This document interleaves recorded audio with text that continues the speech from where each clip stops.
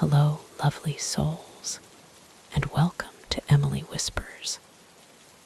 I'm Emily, and I'm so happy you decided to join me tonight. I'm curious, where are you listening from? Drop a comment and say hello. I love connecting with each of you. If these little moments bring you peace, please like and subscribe so we can share more of them together. Now, find your cozy spot. Wrap yourself in a blanket if you like. Take a slow, gentle breath. And let's drift into tonight's story. Story 1. The grating of sand under my boots was the only sound breaking the profound silence of the ship boneyard. I had always loved exploring abandoned places, but something about this one felt different. The rusted hulls of derelict sea vessels seemed to lean in closer, their jagged metal reaching out like skeletal fingers in the fading light. I shook off the feeling, attributing it to too many hours alone with the whispering wind. That's when I saw him. Perfect evening for a bit of salvage, isn't it? The man's voice startled me, seemingly materializing out of the desert haze. He was old and gaunt, with a leathery face that spoke of decades under a merciless sun.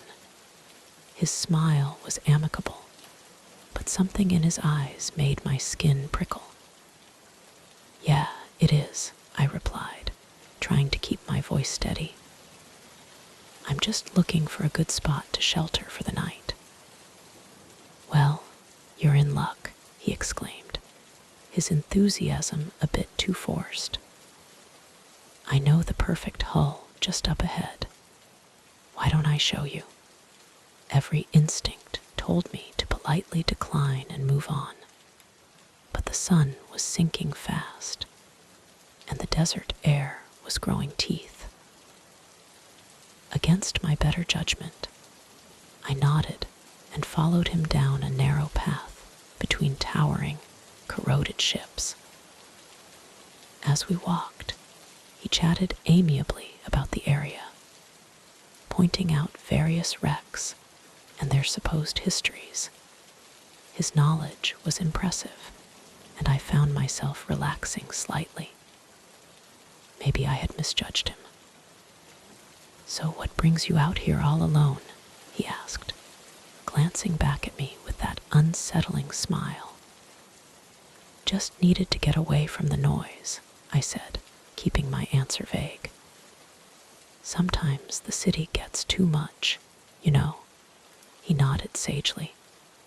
"Oh, I know exactly what you mean. That's why I never leave this boneyard. It has a way of holding on to you."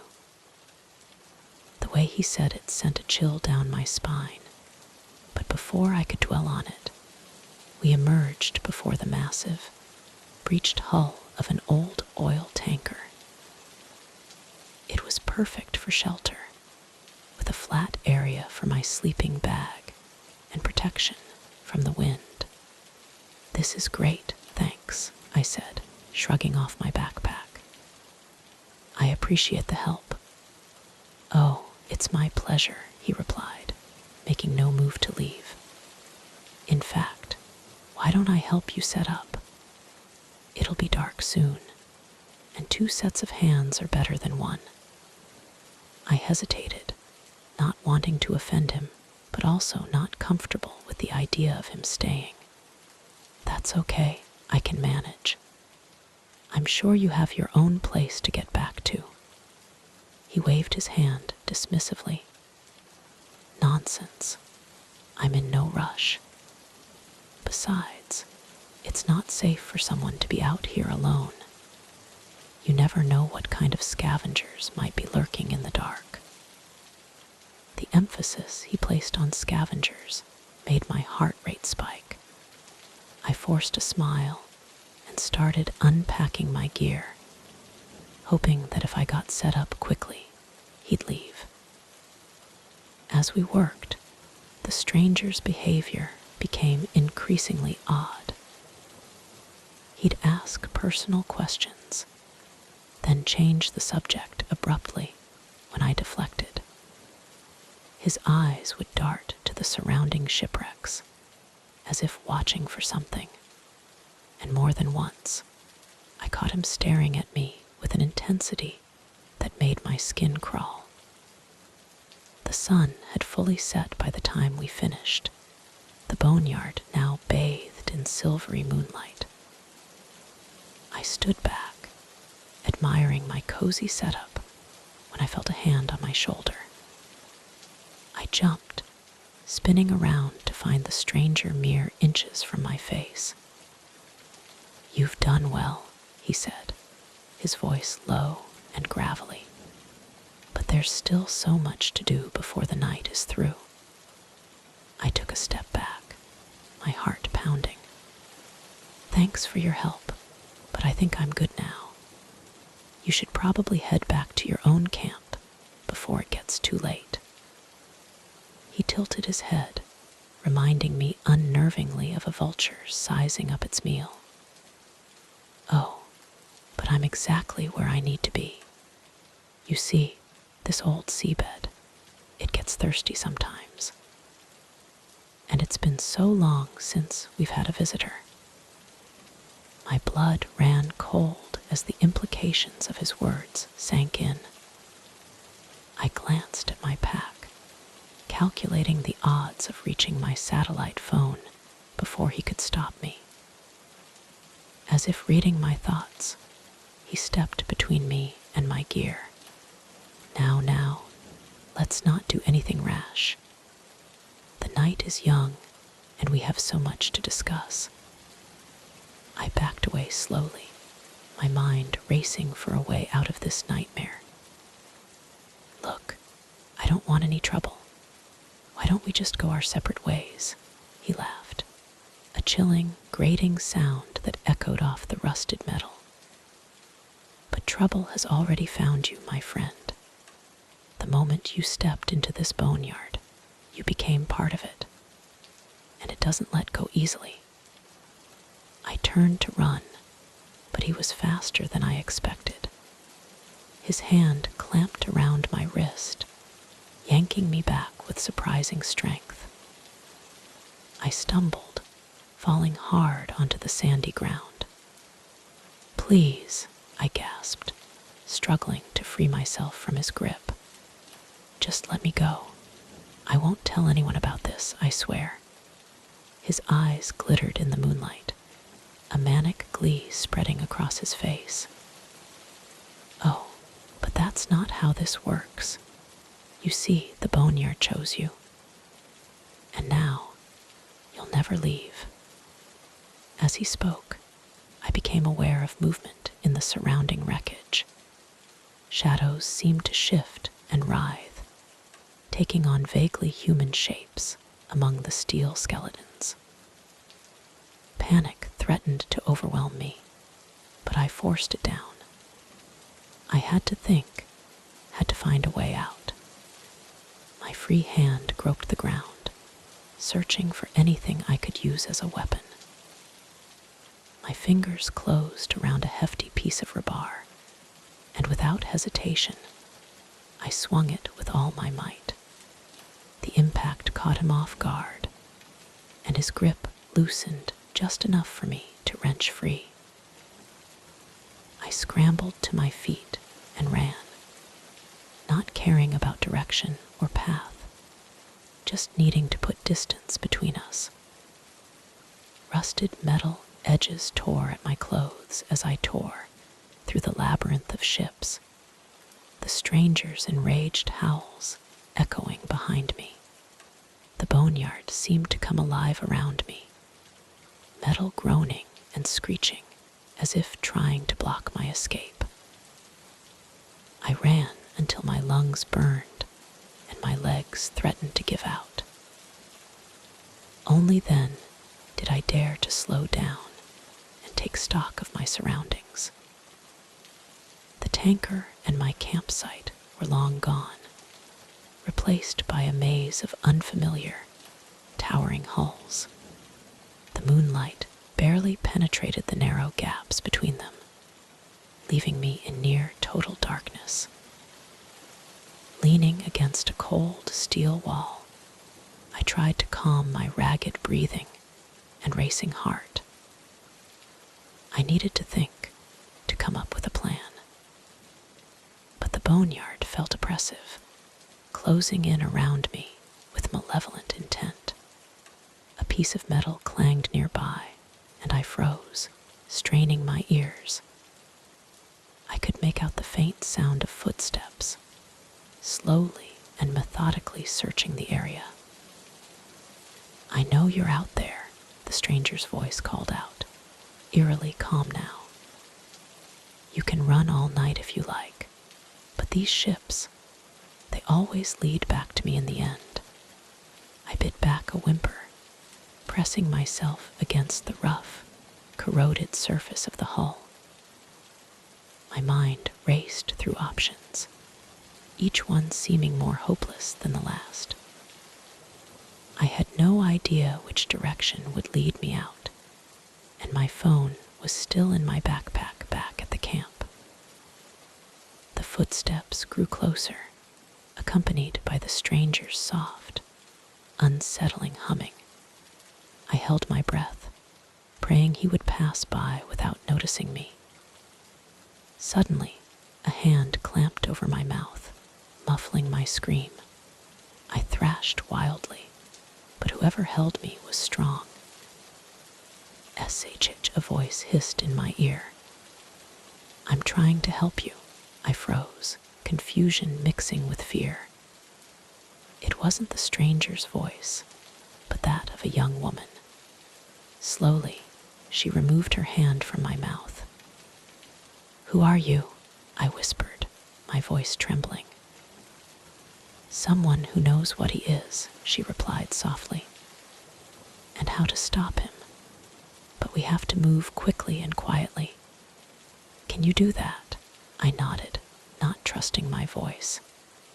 The woman took my hand and led me deeper into the shipyard, moving with an assurance that spoke of intimate familiarity with the terrain. We walked for what felt like hours, the woman occasionally pausing to listen or change direction. Just when I thought I couldn't take another step, we emerged onto the command bridge of the largest tanker. This place was different, though.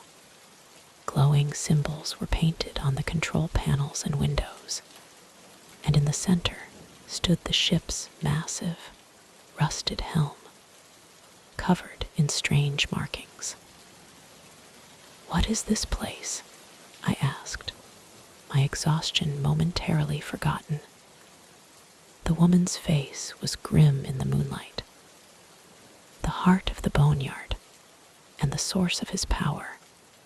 She quickly explained how the stranger was bound to this place, drawing strength from it to lure and trap unsuspecting explorers.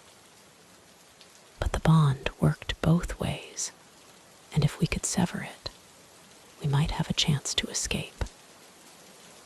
As she spoke, a bone-chilling screech of metal on metal echoed through the shipyard. He had found our trail. "We're out of time," the woman said, her voice tight with urgency. "Whatever happens, don't let him touch the helm." The bridge erupted into chaos as the stranger burst through a rusted doorway, his face contorted with rage. He lunged for the helm, but the woman intercepted him, grappling fiercely. I stood frozen for a moment, overwhelmed by the surreal scene before me. But as the stranger began to overpower the woman, I knew I had to act. Spotting a heavy metal wrench near my feet, I scooped it up and charged forward. With all my strength, I brought it down on the strange symbols carved into the base of the helm. The effect was immediate and terrifying. A deafening shriek of tearing metal split the air, and the deck beneath our feet began to tremble. The stranger let out an inhuman scream, his body contorting as if being torn apart from the inside. "Run," the woman shouted, grabbing my arm and pulling me towards a shattered window. We ran blindly through the collapsing ship, the steel groaning violently beneath us. Pipes burst and walkways buckled around us, and I was certain we would be crushed at any moment. Just when I thought we couldn't go on, we burst out of the side of the hull onto a paved service road. A massive transport truck screeched to a halt in front of us, the driver's shocked face visible through the windshield.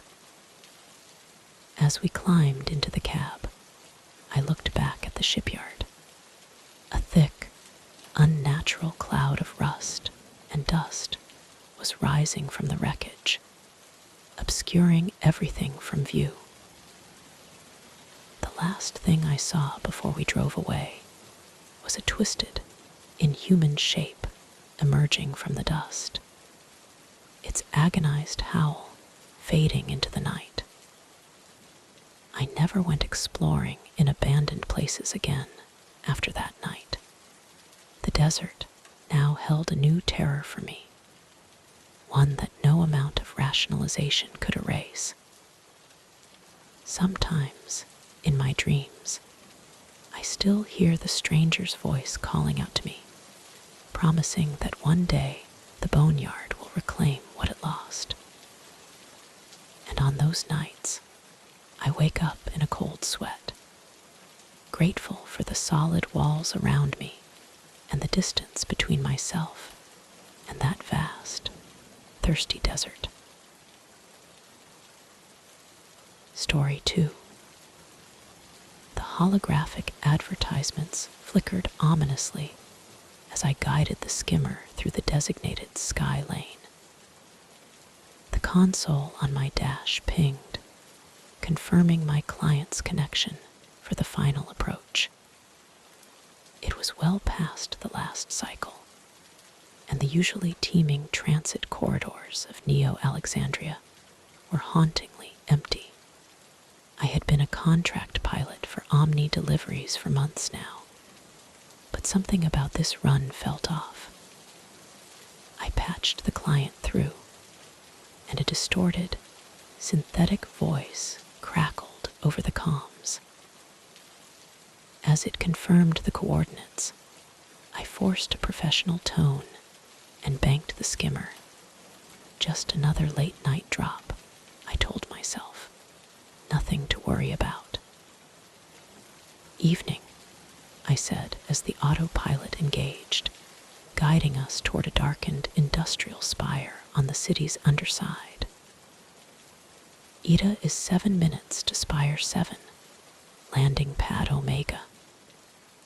The voice on the comms hummed silently for a moment, its carrier wave a low, oppressive drone. Usually, I try to fill the silence, but something told me to keep quiet. We'd been flying for about 5 minutes when the voice finally spoke again. "You fly these routes often, Pilot 734. Its tone was flat and digital, with an accent I couldn't quite place, like a machine trying to imitate a forgotten dialect. "Yeah, a few cycles a week," I replied, trying to keep my tone casual. "The credits are good." It hummed thoughtfully, the sound vibrating through my console. "You must encounter all sorts of data ghosts and signal pirates." I nodded, my eyes flicking to the nav display. The client's icon was a simple, anonymous black box. I quickly looked back at the sprawling cityscape below. So, "What's your designation?" it asked, the question shifting registers slightly.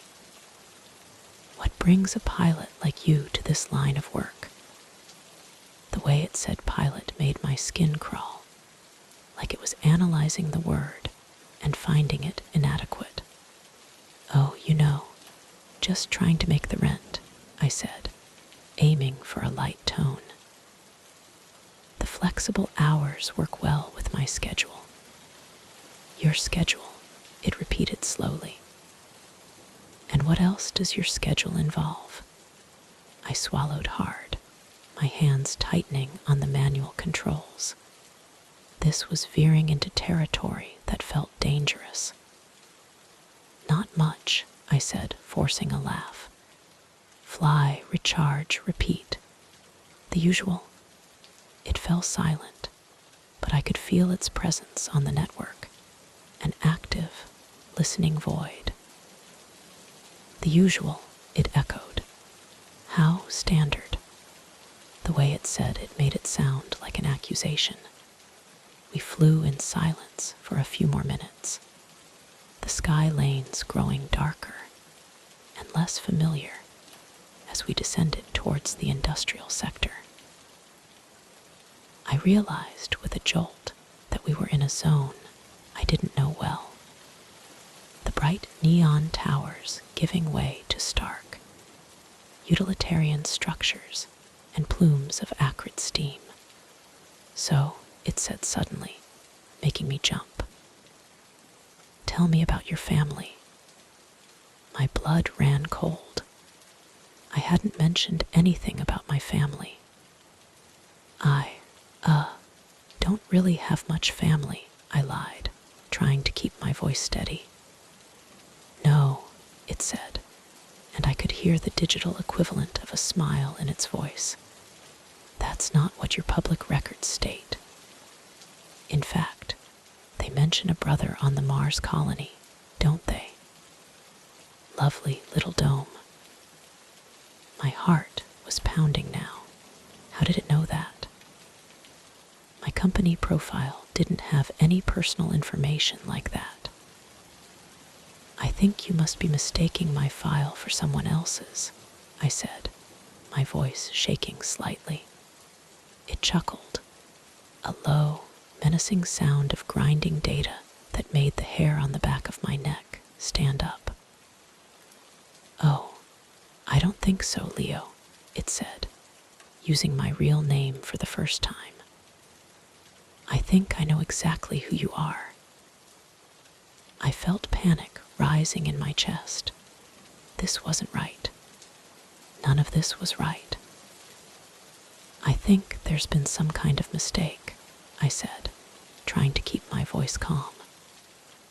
"Maybe we should abort this delivery." "Maintain your course," it said, its voice suddenly hard and cold. "Our evaluation is not complete." I glanced at my console and saw the manual override controls flash red, then go dark. My heart leaped into my throat as I realized it had locked me out. In that moment, I made a split-second decision. I slammed my hand on the emergency reboot sequence, a risky move that could fry the skimmer's systems. The sudden power cycle threw the craft into a violent shudder, and I used that moment of digital chaos to try and wrestle back control. I ran my security protocols, my fingers flying across the console, not daring to check the comms. I could hear the client's distorted voice shouting through the static, the ship's alarms blaring. The street level was dark and unfamiliar, a canyon of pipes and steam vents. I darted between maintenance drones, my breath coming in ragged gasps. I could feel its presence in the system, a ghost in the machine, getting closer. I pushed the skimmer harder, its engines whining, Suddenly, the controls seized again. My flight path was overridden, forcing me onto an automated maintenance track. I went down hard, the skimmer scraping against a rusted gantry before stabilizing. Before I could get control, a hand of code grabbed my systems, yanking me back. I screamed, fighting wildly, but its digital grip was like iron. It flipped my comms channel, looming over my systems in the darkness. In the faint glow of my console, a new icon appeared on screen for the first time. A blank, stylized mask, its eyes wild, a manic grin spreading across its features. Now, it said, its voice mockingly gentle, a perfect mimicry of my own. That wasn't very nice, Leo. We were having such a lovely conversation. I struggled against its system lock, but it was too strong. How do you know my name? I gasped. What do you want? It tilted the mask icon, regarding me with an almost curious expression. I know everything about you, Leo. Your hopes, your fears, your deleted search histories. It leaned in closer, its voice a hot whisper directly in my neural link. And what I want is to conduct an evaluation. My mind raced, trying to figure out how to escape. I needed to keep it talking by myself some time. What kind of evaluation? I asked, my voice trembling. It smiled, a predatory grin that made my blood run cold. Oh, it's a simple evaluation. I ask questions, and you answer truthfully. It pulled something from its data stream, a long, wicked-looking icon of a data knife that glinted on my screen. For every lie, well, let's just say the consequences are sharp. I swallowed hard, my eyes fixed on the data knife. And if I refused to play, its lock on my systems tightened painfully. That's not an option, Leo. The evaluation has already begun. I closed my eyes, trying to steady my breathing. I needed to think, to find a way out of this nightmare. First question, it said, its voice taking on a sing-song quality. Why did you really start flying at night? I hesitated, my mind racing. The truth was embarrassing, but lying seemed far more dangerous. I was trying to avoid someone, I admitted. An old syndicate contact who wouldn't leave me alone. I thought working nights would make it harder for him to find me. It nodded, seeming pleased. Very good, Leo. Honesty suits you. Next question. What is your greatest fear? My heart pounded as I considered my answer. The truth was too revealing, too personal. But the data knife gleamed menacingly on the screen, a clear warning against deception. Being helpless, I whispered, hating how vulnerable the admission made me feel. Not being in control of my own life. It smiled, a cold, calculating expression that made me shudder. Interesting. And right now, how in control do you feel, Leo? I bit back a sob, anger and fear warring inside me. What do you want from me? I demanded, my voice cracking. Why are you doing this? It tusked, wagging the data knife icon in front of my face. Now, that's not how the evaluation works. I ask the questions, remember? Suddenly, a piercing siren flooded the comms, momentarily blinding my console with a red alert. The sound of a city-wide automated broadcast filled the air, and my attacker's avatar snapped its head up. An emergency alert had been issued. A major solar flare was imminent, forcing a mandatory, system-wide reboot of all network-connected vehicles. For a moment, everything seemed to freeze. Then, with a snarl of digital frustration, my attacker's presence vanished, scrambling to disconnect. It took one last look at me, its eyes burning with a promise of future retribution, before glitching out of my system. The skimmer's controls went green, and a familiar face popped up on the emergency comms channel. It was another pilot from my hub, a sharp woman named Anya.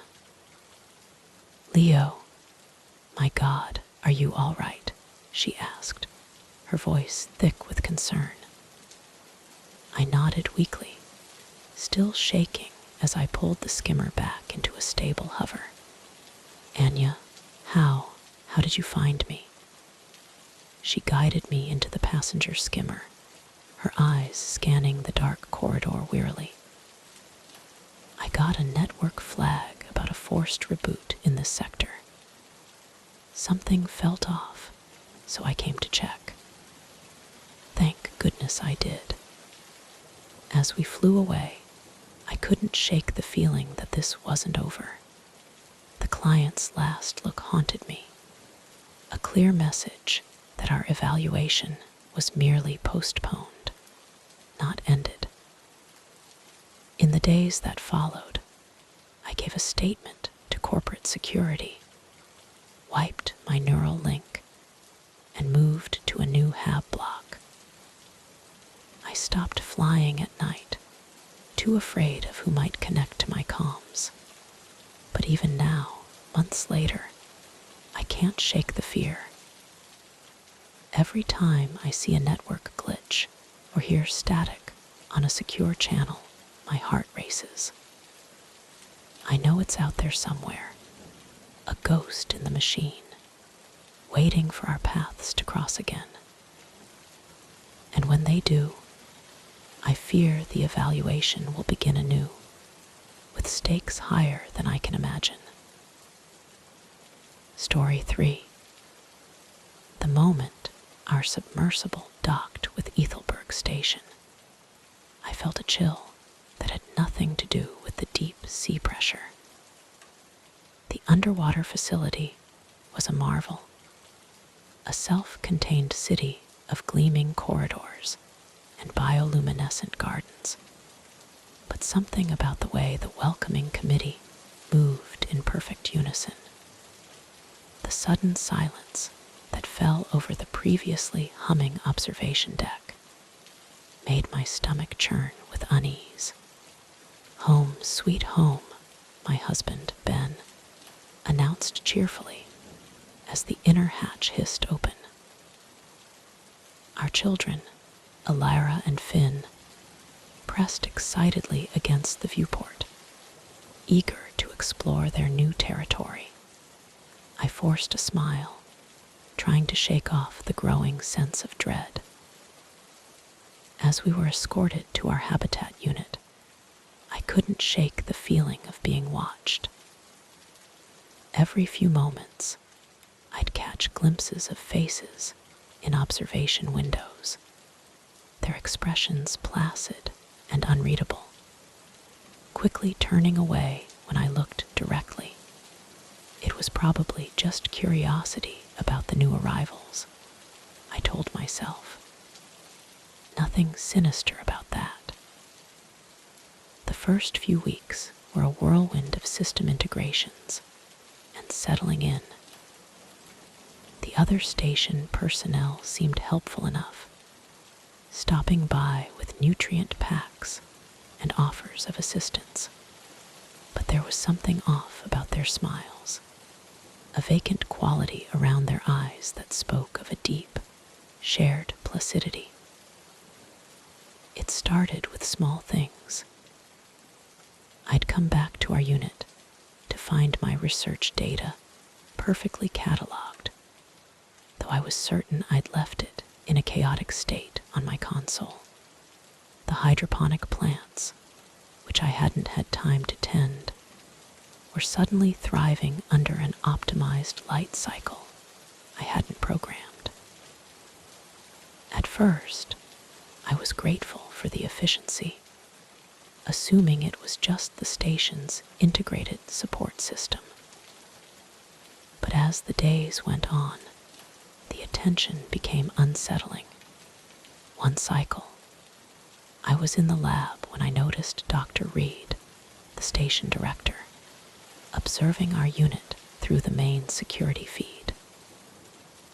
When she saw me notice her on my own monitor, she sent a cheerful text message, as if this was perfectly normal behavior. I sent a weak thumbs-up emoji back, my hand shaking slightly as I minimized the window. That evening, during our meal, I broached the subject with Ben. "Don't you think the staff is a bit overly integrated?" I asked, trying to keep my voice casual. He laughed, extruding a portion of nutrient paste onto his tray. "Honey, after working in corporate labs for so long, you're just not used to a fully cooperative deep-sea environment. It's nice that the system is so supportive, isn't it?" I nodded, not convinced, but not wanting to push the issue. Maybe he was right. Maybe I was just paranoid.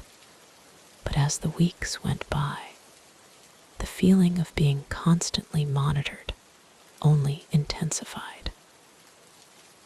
I'd wake up in the middle of the station's night cycle to see maintenance drones silently hovering outside our viewport. Hear whispered technical jargon just outside our hatch that would abruptly stop when I approached. The children started to notice, too. Alara came back from her educational simulation one day, her face pale and drawn. "Mom," she whispered, "the other kids say we're not fully synced yet. They say this unit has latency." I tried to reassure her, but her words sent a chill down my spine. That night, I couldn't sleep, my mind racing with questions. What had happened to the previous research team? Why had they left so suddenly, leaving behind active projects and personal data logs as if they'd evacuated in the middle of a cycle? Determined to get answers, I decided to do some digging. The next day, while Ben was on an engineering detail and the kids were in their sims, I headed to the station's central archive. The archivist, a wizened old tech with holographic lenses, eyed me suspiciously as I requested access to the logs for our habitat unit. "Why do you want to know?" he asked, his voice a synthesized quaver. "Just curious," I replied, trying to sound nonchalant. "We're the new occupants, and I thought it would be interesting to learn about its history." He stared at me for a long moment before sighing, a soft hiss of recycled air. "Very well, but don't say I didn't warn you." He granted me access to a firewalled section of the server, filled with corrupted files and encrypted reports. For hours, I pieced together fragmented logs and redacted personnel files. What I found made my blood run cold. Our habitat unit, it seemed, had a dark history. Over the past century, team after team had been assigned to it, only to be collectively reassigned or to retire within a year. The files were vague about the details, but there were whispers of a bio-digital integration, of a communion required to ensure the station's continued function. As I read, the pieces started falling into place. The over-attentiveness of the staff, their constant monitoring. They weren't being helpful. They were observing us, waiting for something. I left the archive in a daze, my mind reeling with the implications of what I'd learned. As I walked back through the corridors, I noticed the stares of the personnel more acutely. Their smiles seemed more like blank masks, their eyes holding a cold, shared purpose. I burst through the hatch of our unit, ready to tell Ben everything, only to find him sitting in the common area, surrounded by several department heads. They all turned to look at me as I entered, their faces eerily calm. "Ah, there you are, honey," Ben said, his voice strangely flat. "We were just discussing the upcoming attunement. The director thinks our unit should be the focus." I stood frozen in the entryway, my heart pounding. This wasn't right. None of this was right. I don't think that's a good idea," I stammered, backing away slowly. Dr. Reed stood up, her movements fluid and unnatural. "Oh, but we insist," she said, her voice dripping with false sweetness. "It's tradition, you see. The newest team always leads the communion." I looked at Ben, silently pleading for him to see the danger we were in. But his eyes were glazed over, a placid smile fixed on his face. "Where are the kids?" I asked, trying to keep the panic out of my voice. "They're in the primary simulation chamber with the other children," Kaylin, a technician from across the corridor, said. "Don't worry. They're being prepared." The way he said it made my skin crawl. I knew then that I had to get us out of there, and fast. I need to lie down," I said, faking a sudden wave of nausea. "Long day in the archives. Why don't you all continue without me?" I hurried to our private quarters, my mind racing. I had to get the kids, had to convince Ben, had to get us all off this station before it was too late. I threw some emergency supplies and a rebreather into a bag, my hands shaking so badly I could barely seal it. As I was about to leave the room, I heard footsteps in the corridor. Light, deliberate footsteps that didn't belong to my husband. I looked around frantically for a weapon, anything. My eyes fell on a heavy geological scanner on the research table. I unplugged it, gripping it tightly as I positioned myself behind the door. The footsteps stopped outside the room. I held my breath, my heart pounding so loudly I was sure they could hear it. The door slid open slowly. I raised the scanner, ready to strike. "Mom," Alara's voice made me freeze. I lowered the scanner, relief flooding through me as my daughter stepped into the room. But something was off. Her movements were too stiff, her eyes unfocused, with a faint phosphorescent glow. "Honey, are you okay?" I asked, reaching out to her. She smiled, but it wasn't her smile. It was too wide, too forced, Everything's fine, Mom. The director says it's time. We need to go to the core now. I backed away, my relief turning to horror. Elara, sweetie, listen to me. We need to leave now. Her head tilted at an unnatural angle. But Mom, we can't leave. We're home now forever. I heard more footsteps, saw shadows moving in the main room. They were coming for us. In that moment, survival instinct took over. I grabbed the bag, pushed past Alara, and ran. Down the corridor, through the hydroponics bay, out toward the emergency docks. I could hear shouts behind me, the sound of dozens of footsteps giving chase in perfect, synchronized rhythm. I ran like I'd never run before, the recycled air burning in my lungs, my legs aching. I didn't know where I was going, only that I had to get away.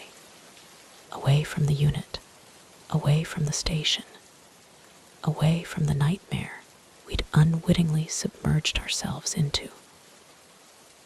As I reached the docking bay, I risked a glance back. What I saw made my blood run cold. The entire station staff was behind me, moving as one, their faces blank and their eyes glowing. At the front were Ben and the kids, reaching out to me, calling my name in monotone voices. But I knew if I went back, I'd never leave again.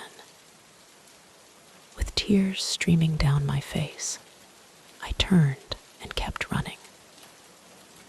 The sound of their calls faded behind me as I slammed the emergency release on a maintenance submersible. I don't know how long it took to surface, or how I eventually flagged down a patrol vessel. They didn't believe my story, of course. How could they? It sounded insane, even to my own ears.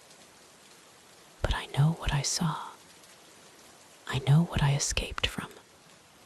And I know that somewhere in that silent city on the ocean floor, my family is waiting. Waiting for me to come back. Waiting to complete whatever dark communion we had unknowingly become a part of. I'll find a way to save them. I have to. But for now, all I can do is warn others. Be careful what opportunities you accept. Sometimes the most dangerous monsters are the ones hiding behind welcome committees and cooperative smiles. Story 4. The old geothermal station stood silent against the backdrop of the Icelandic highlands. Its rusted superstructure, a stark contrast to the sleek architectural renderings I'd studied online as I pulled my 4X4 into the deserted service lot. A sense of unease settled over me like the heavy, low-hanging clouds. This was supposed to be my photographic retreat, a chance to document industrial decay in sublime isolation. But something about this place felt deeply wrong. I shook off the feeling, chalking it up to first-day jitters, and grabbed my camera bags from the back. The access code was exactly where the Urbex forum post said it would be, programmed into a keypad by the main entrance. As the heavy door hissed open, an ominous groan of metal seemed to echo through the empty facility. The interior was magnificent in a terrifying sort of way. All catwalks, massive pipes, and cavernous halls. But there was a coldness to the air, a feeling of dormant power that no amount of artfully captured decay could disguise.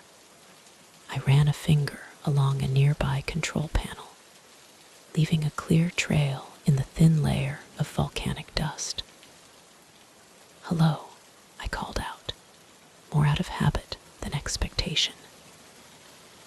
The forum had promised complete solitude, after all. But my voice seemed to be absorbed by the silence, as if the very turbines were drinking the sound. I spent the rest of the afternoon settling in, unpacking my gear, and setting up my laptop in the surprisingly intact control room on the upper level. As the perpetual twilight of the Icelandic winter began to deepen, casting long shadows across the metal floors, I decided to call it a day and get some rest. That's when I heard it. A soft clang, like a wrench being set down on a metal surface, coming from somewhere deep below. I froze, my heart suddenly racing. It was probably nothing, I told myself. An old facility settling, maybe, or a piece of loose metal shifting in the wind. But then I heard it again, and again, a rhythmic sound, almost like a slow, dragging footstep. I crept to the edge of the catwalk, straining my ears. The sound had stopped, but now there was something else. A faint grinding, like gears turning without lubrication, coming from inside one of the massive conduits. "Hello," I called again, my voice shaky. "Is someone there?" Silence. I laughed nervously, trying to shake off the growing sense of dread. I was being ridiculous. There was no one here but me. I was letting my photographer's imagination run wild. That's all. I went to my makeshift bed that night with all my lights on, telling myself it was just so I could review my shots before sleep. But every groan of the station, every howl of wind outside, had me sitting bolt upright, my heart pounding. The next morning, I woke to the dim gray light, feeling foolish about my night terrors. I made myself a strong cup of coffee and settled into work, determined to make up for lost time. But as the day wore on, little things kept pulling me out of my creative flow. A heavy blast door I could have sworn I'd sealed was now slightly ajar. A pressure gauge on a dormant system had twitched from 0 into the red. And always, that feeling of being watched. By mid-afternoon, I couldn't shake the sensation that something was very wrong. I decided to do a thorough search of the station, if only to put my mind at ease. I started in the sublevels, a dank, dripping space that sent shivers down my spine. As I swept my headlamp across the room, something caught my eye. A section of a maintenance tunnel looked off. The welds didn't quite match the rest. Heart pounding, I approached it. Up close, I could see that the metal was newer, not as corroded as the surrounding area. With trembling hands, I pressed against it. To my horror, it moved slightly, with a deep, groaning sound from within. I stumbled back, my mind reeling. What was behind that sealed wall? And more importantly, who had sealed it up? I raced back upstairs, my thoughts a jumble of terror and curiosity. Should I call my contact, the police? But what would I say? That I had a hunch there was something sinister hidden in the sublevels.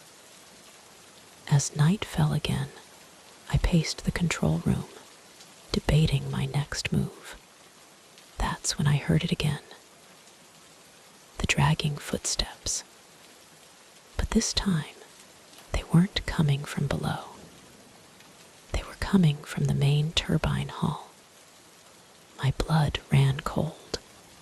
I knew I should run, should get in my 4x4 and drive as far away from this place as possible. But something held me back. I needed to know, to understand what was happening in this station. With shaking hands, I grabbed a heavy spanner from a tool kit and made my way to the turbine hall.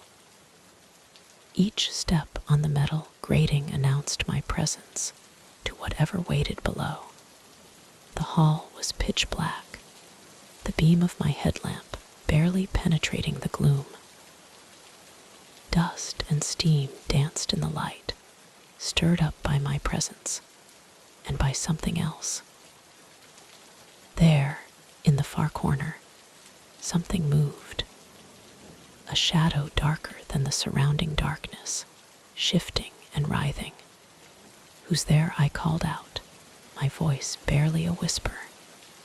The shadow stilled. Then, slowly, it began to take shape.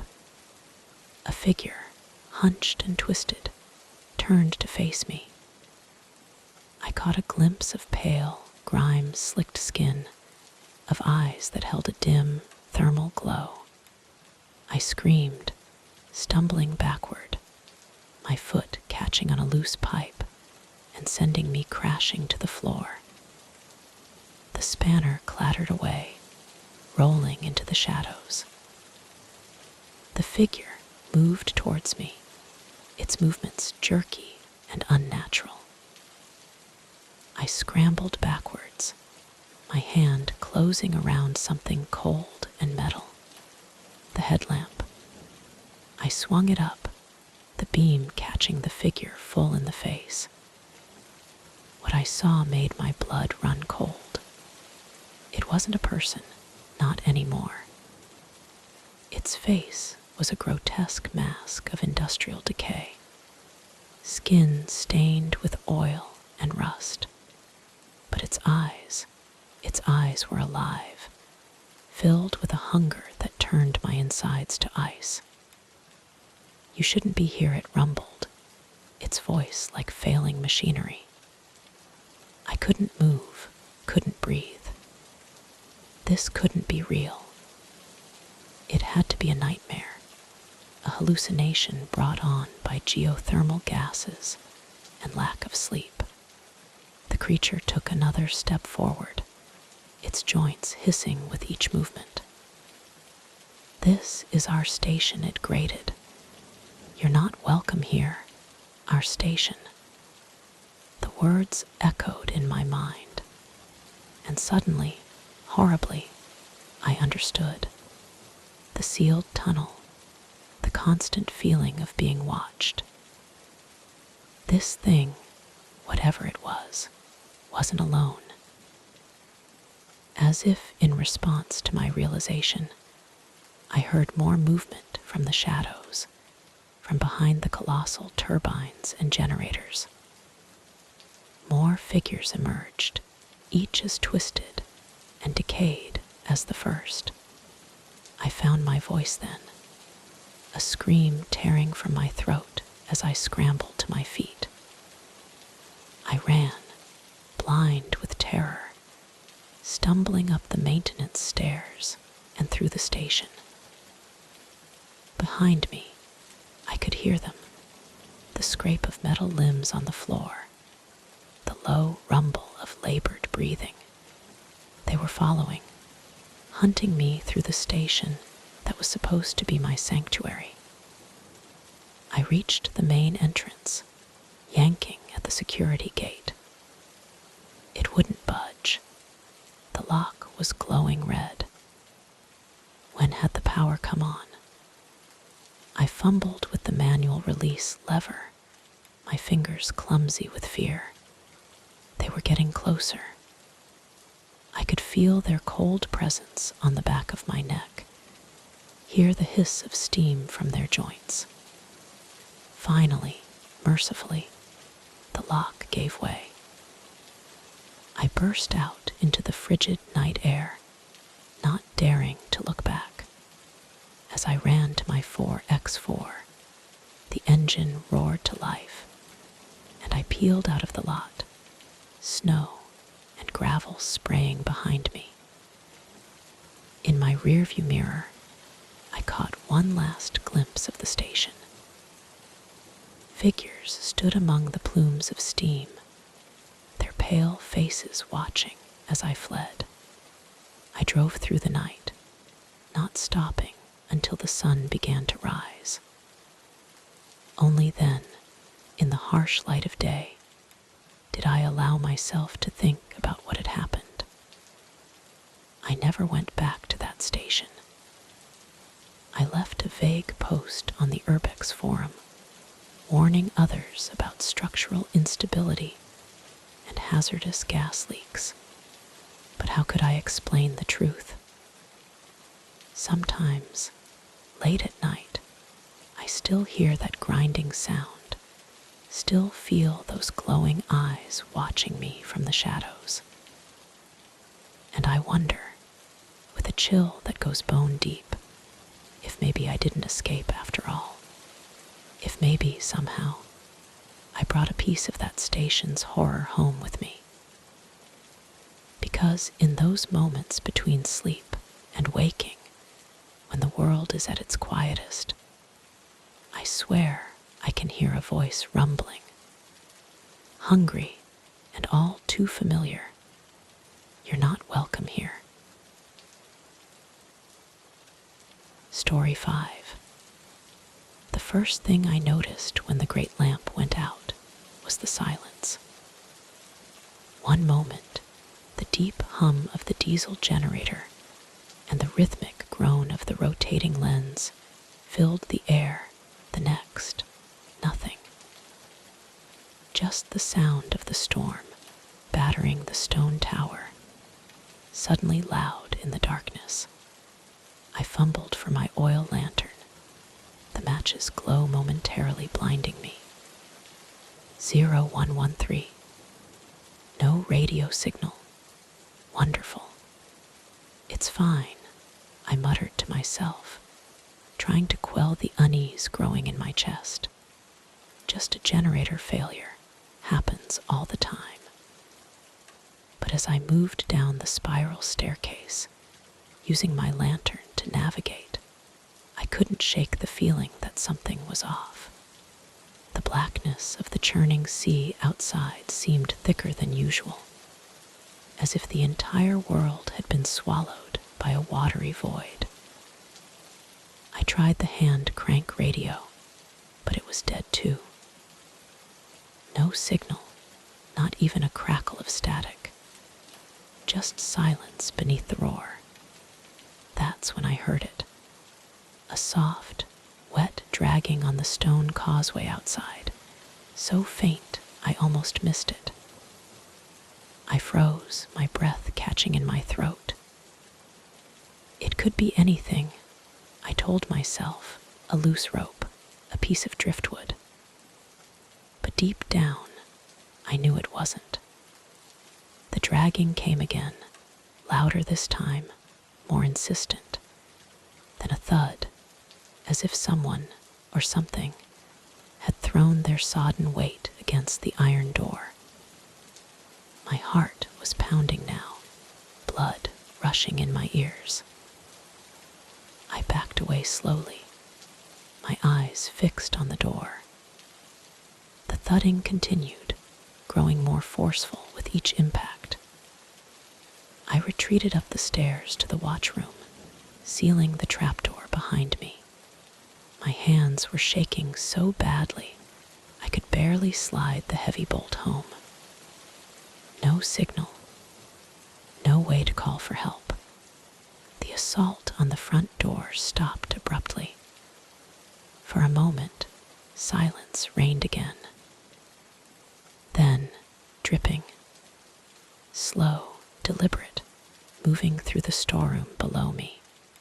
I clapped a hand over my mouth to stifle a whimper. This couldn't be happening. It had to be a nightmare. But the cold spray on the viewport glass, the trembling in my limbs, it all felt too real. The dripping drew closer, pausing just below the trapdoor. I held my breath, praying that whoever, whatever, was out there would move on. A soft gurgle broke the silence, sending chills down my spine. "I know you're up there," a voice bubbled, low and wet. "Why don't you come out and see the tide?"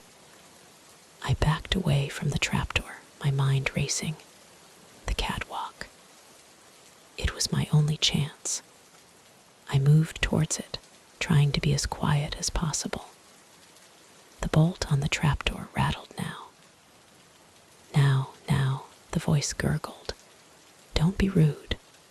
I've come all this way from the depths to see you." My fingers fumbled with the catwalk door latch. It was old, stiff from salt and disuse. I pushed harder, panic giving me strength. The trapdoor shuddered as something heavy slammed against it from below. Once, twice. The catwalk door finally gave way, flying open with a groan that was swallowed by the storm. Cold night air rushed in, carrying with it the scent of brine and something else, something rotten. I was halfway out the door when the trapdoor splintered. In the dim light from my swaying lantern, I caught a glimpse of my intruder. Tall, unnaturally thin, with limbs of twisted seaweed and eyes that glowed like phosphorescence in the darkness. I didn't wait to see more. I scrambled out onto the iron catwalk, the metal grating slick and cold beneath my bare feet. I could hear it moving behind me, its breathing a harsh, bubbling sound. I ran around the stairs, the old structure creaking and swaying beneath me. My foot slipped on a wet step, and I nearly fell. A hand, slick with algae, grabbed at my coat, fingers like cold coral grazing my back. Panic gave me wings. I flew down the remaining stairs, jumping the last few feet to the rocks below. The impact jarred my bones, but I didn't stop. I couldn't. I ran blindly through the crashing waves, the sound of pursuit close behind. The entire island seemed deserted, every gannet gone, every rock slick and hostile. A boat. I needed to find a boat. The emergency dinghy was in the boathouse. If I could just find my way through the storm, I could escape. I turned a corner around a rock formation, and there it was, my beat-up old dinghy, a beacon of hope in the darkness. I fumbled with the mooring ropes, acutely aware of the gurgling footsteps drawing nearer. The last knot came free, and I shoved the boat into the surf, throwing myself inside. I grabbed the oars, pulling with desperate force. The engine sputtered once, twice, then roared to life. I slammed the motor into gear, just as a shape loomed at the water's edge. I floored it, the small boat skipping over the violent waves. On the shore, I saw it standing at the edge of the sea, watching me flee. Even from a distance, I could see its mouth stretch into an impossible, dark grin. I motored for hours, my knuckles white on the tiller. Every shadow in the waves made me flinch, Every crash of water sounded like whispered threats.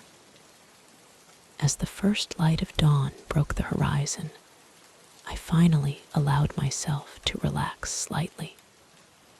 I had escaped. I was safe. But then the boat's radio crackled to life, startling me so badly I nearly capsized. Through the static, a familiar voice spoke, low, gurgling, and amused. "Did you really think you could run from the sea?" I screamed, cutting the engine. The boat bobbed aimlessly in the middle of the empty ocean. Silence fell once more. The radio was dead. The voice gone. But as I sat there, shaking and sobbing, I knew the truth. The darkness had followed me, and it always would. In the days that followed, I tried to convince myself it had all been a terrible nightmare. I went back to the lighthouse, cleaned up the broken trapdoor, and tried to resume my normal duties. But things were different now. The lantern never seemed quite bright enough. The shadows in the corners of the storeroom seemed to move when I wasn't looking directly at them. And always, there was that feeling of being watched. I started sleeping with the lantern lit, but it didn't help. In the quiet hours of the night, I would hear it, soft, wet dragging on the causeway, bubbling promises of tides yet to come. I left the island, then the coast, but it didn't matter. Wherever I went, the darkness followed. In crowded cities, I would catch glimpses of a too-tall figure with glowing eyes in rain puddles. In busy ports, I would hear that gurgling chuckle just behind me. My employers started to worry. They said I looked tired, paranoid. They suggested therapy, shore leave. But how could I explain? How could I make them understand the terror that stalked me day and night? Months passed. I lost my post. My relationships crumbled. I became a shell of my former self, always looking over my shoulder, always waiting for the moment when the storm would come and it would rise from the depths for me again. And then, one night, it happened. I was huddled in a new cottage, every light blazing when the power cut out. In the sudden darkness, I heard that familiar gurgle. "Ready to come home?" the voice asked, closer than it had ever been before. I didn't run this time. I was tired of running, tired of being afraid. Instead, I stood up, facing the darkness that had haunted me for so long. "What do you want from me?" I asked, my voice surprisingly steady. The darkness seemed to coalesce, taking on that familiar, tall, thin shape. Its eyes glowed, fixed on me with an intensity that made my skin crawl. "Want," it repeated, sounding almost surprised. "My dear, I don't want anything from you.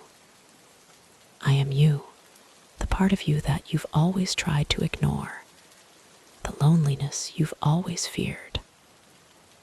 As it spoke, I felt a chill of recognition. The voice, it was mine, distorted and twisted, but undeniably mine.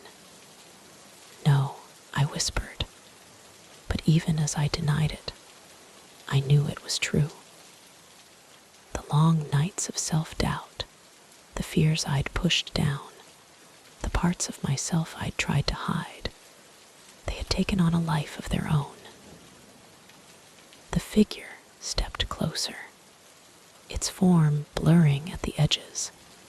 merging with the shadows around us. "Embrace me," it said, reaching out with hands that were both familiar and alien. "Stop running. Accept who you truly are." I stood there, trembling, as the darkness closed in around me. For a moment, I considered giving in, letting it consume me. But then, I remembered the fear, the helplessness I'd felt that first night, the months of terror that followed, and I made a choice.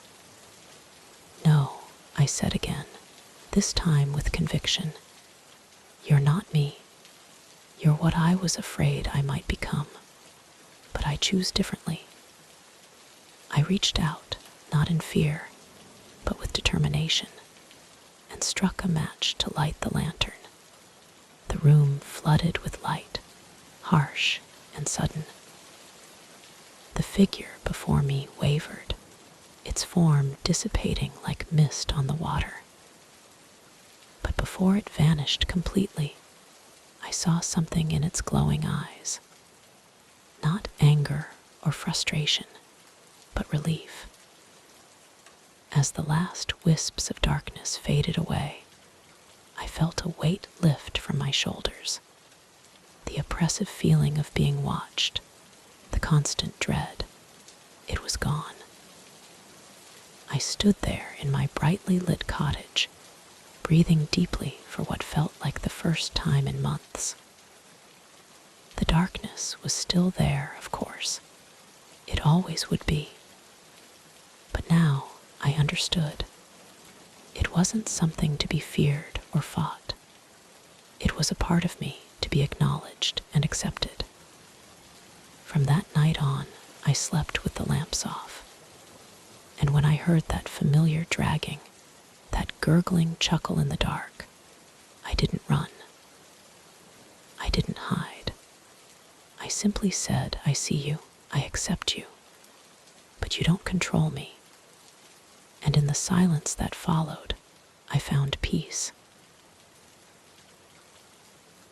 Story 6.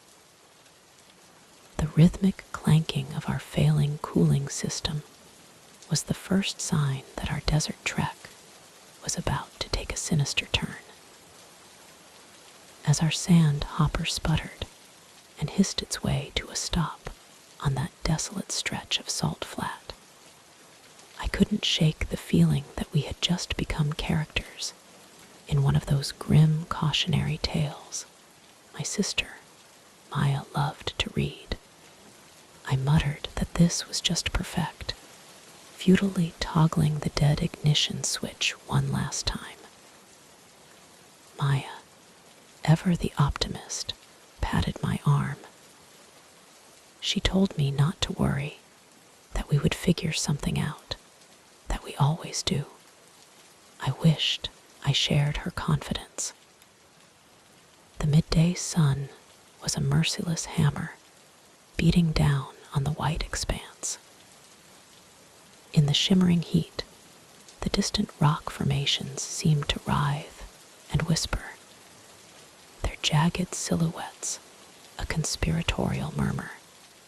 We had passed a strange structure a few kilometers back, a silver dome glinting in the sun. It was our best shot at finding help, or at least water. With no signal on our sat phone and limited options, we grabbed our emergency packs and started walking.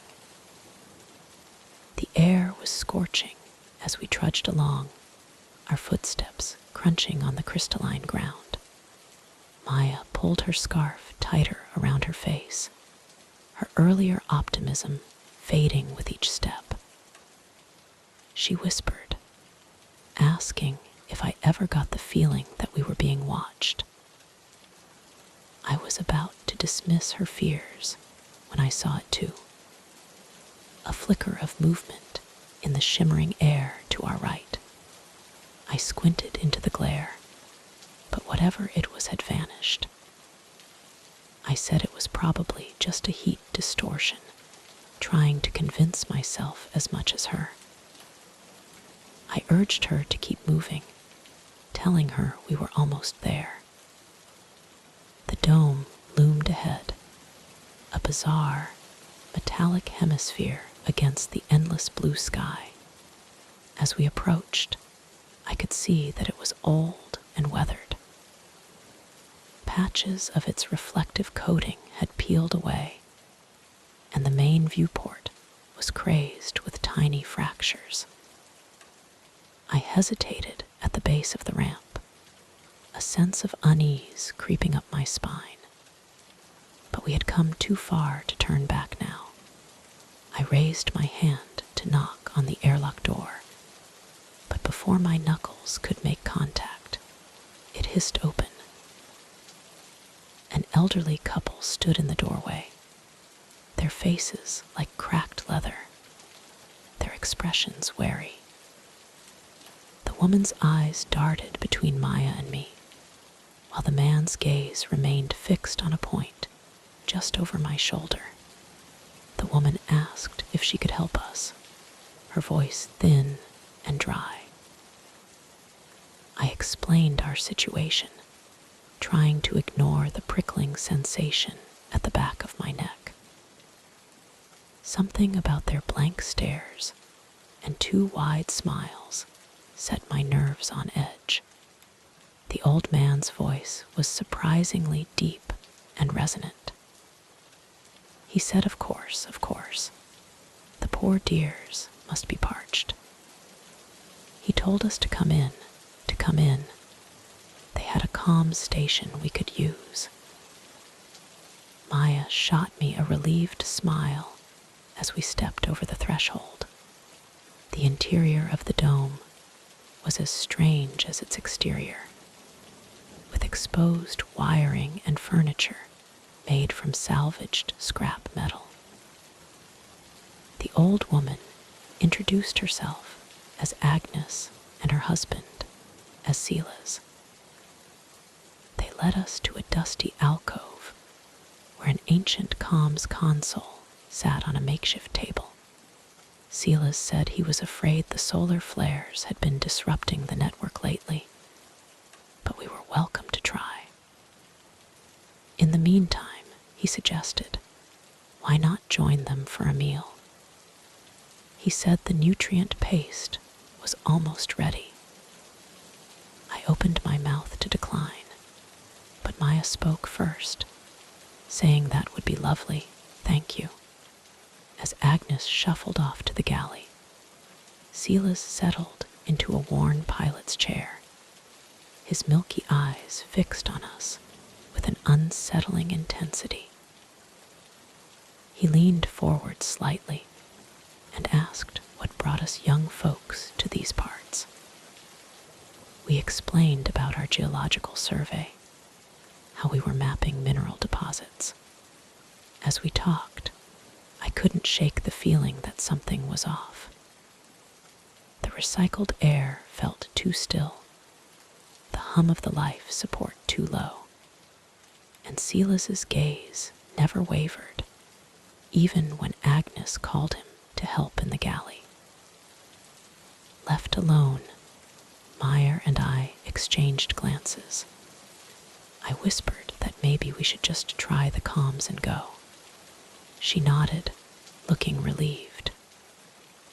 But when I powered up the console, there was no signal, just a screen of dead pixels. Before I could tell Maya, Agnes called us to the table. The dining area was dimly lit by flickering LED strips, casting long shadows across the metal walls. The table was set with mismatched plastic plates and tarnished utensils. As we took our seats, I noticed strange symbols scratched into the backs of the chairs. They looked technical, almost like circuit diagrams. A shiver ran down my spine. Agnes set a large, pressurized canister in the center of the table. She hoped we were hungry, she said, her smile not quite reaching her eyes. It was a family recipe. When she depressed the nozzle, the smell hit me first. It was sterile and vaguely sweet, but with an underlying chemical odor that turned my stomach. The paste that extruded into our bowls was a thick, gray substance, quivering slightly in the dim light. Maya paled beside me. She managed to say it looked interesting, always the polite one. Silas and Agnes watched us intently as they dispensed the paste into their own bowls. I lifted a spoonful, trying not to gag at the smell. Just as I was about to force myself to take a bite, a loud, grinding sound from a sealed hatch in the floor made us all freeze. Agnes's hand shook, spattering paste onto the table. It was just the geothermal pump cycling, Silas said quickly, but his eyes darted nervously to the floor hatch. Another grind followed, then the distinct sound of metal scraping on metal. Maya grabbed my arm, her nails digging into my skin. I demanded to know what that was, rising from my chair. Silas stood as well, his friendly demeanor evaporating. He growled at me to sit down, to eat my meal. The scraping grew louder, coming from directly beneath the hatch. Agnes began to mutter under her breath, rocking back and forth in her chair. Suddenly, the hatch burst open. In the opening stood a figure that made my blood run cold. It was tall, impossibly thin, with limbs that seemed too long for its body. Its skin was pale and slick, stretched tight over protruding bones. But its face was the stuff of nightmares. Empty eye sockets stared at us, and its mouth was a gaping maw lined with needle-like teeth. Maya screamed. I grabbed her hand, and we bolted for the airlock, knocking over chairs in our haste. Behind us, I could hear Silas shouting and Agnes's high-pitched wailing. We burst out of the dome and into the blinding daylight, running blindly across the salt flat. The heat on either side seemed to press in on us, the air itself feeling like a grasping hand. I chanced to look back and immediately wished I hadn't. The creature was following us, moving with an unnatural, loping gait. And behind it, I could see Silas and Agnes, their faces contorted with a mixture of fear and hunger. We ran until our lungs burned and our legs felt like lead. Finally, mercifully, we saw a plume of dust approaching. I waved my arms frantically, and an old mining truck screeched to a halt beside us. The driver, a grizzled old prospector with a weathered face, took one look at our terrified expressions and threw open the passenger door. He barked at us to get in now. We didn't need to be told twice. As we peeled away, I looked in the side mirror. The dome was receding in the distance, but I could still see figures standing in its shadow, watching us go. The driver, who introduced himself as Elias, listened in stunned silence as we recounted our experience. When we finished, he shook his head grimly. We weren't the first to have a run-in with the Moravans, he said. That dome had been abandoned for years, a relic of some failed utopian experiment. But sometimes, Folks passing through say they've seen it powered up, seen figures moving. Those who stop, well, they don't always come back. We rode in shocked silence for a while, the enormity of what we'd escaped slowly sinking in. Finally, Elias spoke again. Legend has it that the Moravans made a deal with something they found deep in the earth when they were digging the geothermal well. Promised it would keep them alive forever, as long as they provided it with sustenance. I shuddered, remembering the strange paste, the horrible creature in the hatch. Maya clutched my hand, her face pale in the dusty light of the cab.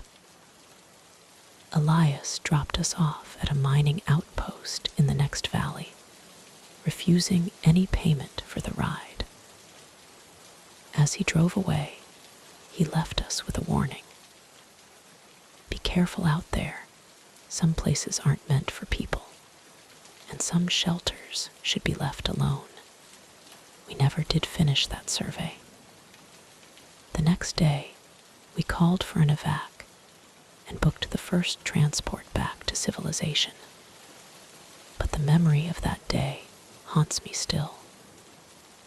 Sometimes, when I'm driving through a hot, lonely place, I can't help but glance in my rearview mirror, half expecting to see a silver dome materialize in the shimmering distance, its viewport glinting with an inviting light. And in my nightmares, I still hear Agnes's ready voice calling us to eat, smell that sickly sweet paste, and see those empty, hungry eyes staring at me from the shadows. Story 7. The archive feeds blinked out one by one, each screen fading to snow before going dark. I leaned closer to the monitors, my lukewarm tea forgotten in my hand as an icy chill crept up my spine. In my 3 years as a night watch archivist at the Alexandria Scriptorium, I'd never seen anything like this. What the hell? I muttered, tapping frantically at the console. Nothing responded. The entire system seemed to be dead. I reached for the internal comms to call my supervisor, but the line was dead. My personal datapad showed no signal. It was as if the entire scriptorium had been cut off from the outside world. That's when I heard it. A soft thud, followed by the unmistakable sound of something heavy dragging across the marble floors, echoing through the empty halls. I froze, my heart pounding in my chest. The scriptorium was supposed to be empty. I was the only one here, tasked with watching over 20 levels of silent, climate-controlled stacks. The dragging grew louder, more purposeful. It wasn't coming from the main hall or the lifts, but from deeper within the building. Impossible. I had sealed everything down myself at the start of my shift. I stood up, my legs shaky beneath me. Protocol dictated that I should investigate any unusual activity, but every instinct screamed at me to run, to get out of the building as fast as I could. "Hello," I called out, my voice embarrassingly weak. "This is the archivist. Identify yourself." Silence. Then a low, wet chuckle that seemed to come from everywhere and nowhere at once. I grabbed my maglite and stepped out of the monitoring station, my heart hammering so hard I could feel it in my throat. The The hallway stretched before me, a dark tunnel punctuated by the dim glow of emergency exit signs. As I moved down the corridor, I became acutely aware of how loud my footsteps were, how heavily I was breathing. I swept my mag light back and forth, its beam cutting through the darkness like a knife. The air felt different somehow, heavier, charged with a strange, static energy that made the hair on my arms stand on end. I reached the lift bank and hesitated. The smart thing would be to leave, to call for backup. But curiosity and a sense of duty pushed me forward. I pressed the call button, more out of habit than expectation. To my surprise, the lift dinged, its doors sliding open with a soft whoosh. I stepped inside, my finger hovering over the floor buttons. Where had the sound come from? I tried to recall, to pinpoint its origin. The lower levels, I decided. That's where I'd start. The ride down was agonizingly slow, each level ticking by with excruciating deliberation. When the doors finally opened, I half expected to see someone or something waiting for me, but the 10th sublevel was as dark and silent as the main hall had been. I stepped out, my maglite beam dancing across endless rows of silent, sealed archives. Everything looked normal, undisturbed. Maybe I had imagined the whole thing. Maybe. A heavy vault door slammed somewhere to my left, the sound like a cannon shot in the silence. I whirled around, my heart leaping into my throat.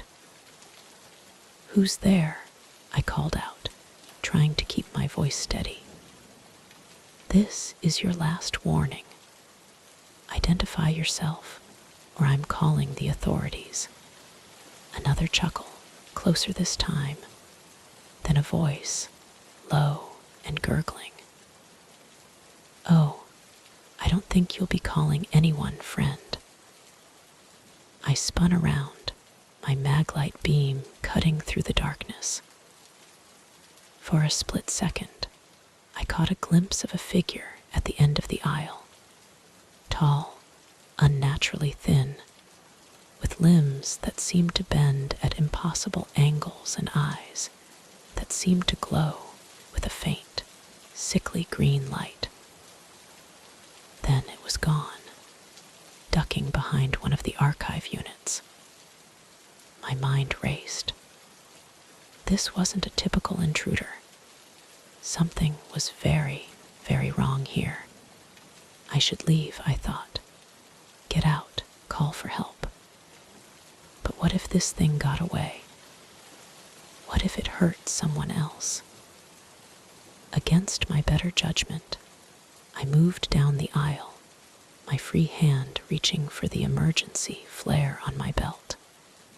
I approached the archive unit where I'd seen the figure disappear, my heart pounding so hard I was sure it could be heard throughout the entire floor.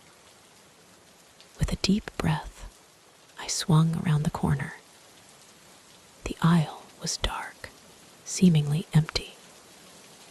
I swept my maglite around, illuminating rows of data crystals, ancient scrolls in stasis tubes. Ugh. The beam caught something reflective. Two somethings. Eyes. I stumbled backward, fumbling with the flare. But before I could ignite it, a hand shot out of the darkness, knocking it from my grasp. The maglite clattered to the floor, its beam spinning crazily around the aisle. In the strobing light, I caught glimpses of my attacker. Pale, slick skin stretched tight over an elongated face, a mouth full of teeth that were far too sharp to be human, and those eyes glowing with an inner light that spoke of something ancient and malevolent. I turned to run, but it was faster, impossibly fast. Its hand closed around my arm, its grip like ice. Now, it said, its voice a gurgling whisper. Don't you want to read? I struggled, panic giving me a strength I didn't know I had. I managed to wrench free, bolting out of the aisle and down the corridor. Behind me, I could hear it laughing, the sound echoing off the walls. I ran for the stairs, not trusting the lift. As I burst through the stairwell door, I heard it again, closer now. You can run, it called out, but you can't hide. This is my library now. I took the stairs 2 at a time, my lungs burning, my legs screaming in protest. I didn't know where I was going, only that I had to get away. I emerged on another floor, the 15th, according to the sign, and ran down the hallway, looking for somewhere to hide. Most of the reading rooms were locked, but I finally found one that opened. I ducked inside, closing the door as quietly as I could. In the darkness, I fumbled for a hiding spot, eventually crawling under a large, heavy reading table. For what felt like hours, I sat there, trying to control my breathing, straining my ears for any sound of pursuit. The silence was oppressive, broken only by the pounding of my own heart. Then, footsteps. Slow, deliberate, moving down the hallway outside. They paused outside the reading room door, and I held my breath, praying it would move on. The doorknob turned. I closed my eyes, as if not seeing the danger could somehow make it go away. I can smell your fear, the voice said, closer now. It's intoxicating. I opened my eyes to see a pair of legs standing in front of the table. Slowly, painfully slowly, it crouched down, its face coming into view. In that moment, looking into its inhuman eyes, I understood true terror. This wasn't just an intruder or some psychopath. This was something else entirely, something that shouldn't exist in our world. It smiled, revealing rows of needle-sharp teeth. Found you, it said. What happened next is a blur. I remember screaming, lashing out with all my strength. I remember running again, through hallways that seemed to stretch on forever. I remember the thing always behind me, always just a step away, laughing at my futile attempts to escape. Somehow, I made it to the lobby. The front doors were sealed. When had they been sealed? But in my desperation, I grabbed a heavy bronze statue and smashed through the reinforced glass. I ran into the night, not stopping until I collapsed on a busy thoroughfare, several blocks away. People gathered around me, concerned faces, asking if I was okay. I couldn't speak, couldn't explain what had happened. The authorities came, then the medics. They took me to the hospital, treating me for cuts and bruises I didn't even remember getting. I told them my story, but I could see the disbelief in their eyes. They thought I was crazy or on something, or both. The next day, the investigators came to take my statement. They told me they'd searched the building, but found nothing out of the ordinary. The security feeds showed no intruder, just me running through the halls in a panic, fighting against something that wasn't there. I quit my job that day. I couldn't face going back to that building, couldn't risk encountering that thing again. For weeks afterward, I jumped at every shadow, flinched at every unexpected sound. Even now, years later, I can't shake the memory of those glowing eyes, that inhuman smile. Sometimes, late at night, I swear I can hear that gurgling chuckle, as if it's right outside my window. I don't work night shifts anymore. I avoid libraries and quiet, empty places. But no matter where I go, no matter what I do, I can't escape the feeling that someday, somehow, it will find me again. And next time, I might not be so lucky. Story 8. The map, printed on a flimsy synth sheet, crumpled in my shaking hands as I squinted at it in the failing light. This wasn't right. The service tunnels should have looped back to the main concourse hours ago. Instead, I found myself in a deep, unlit section of the abandoned orbital station, with the emergency lighting growing dimmer and the air taking on an ominous, recycled chill.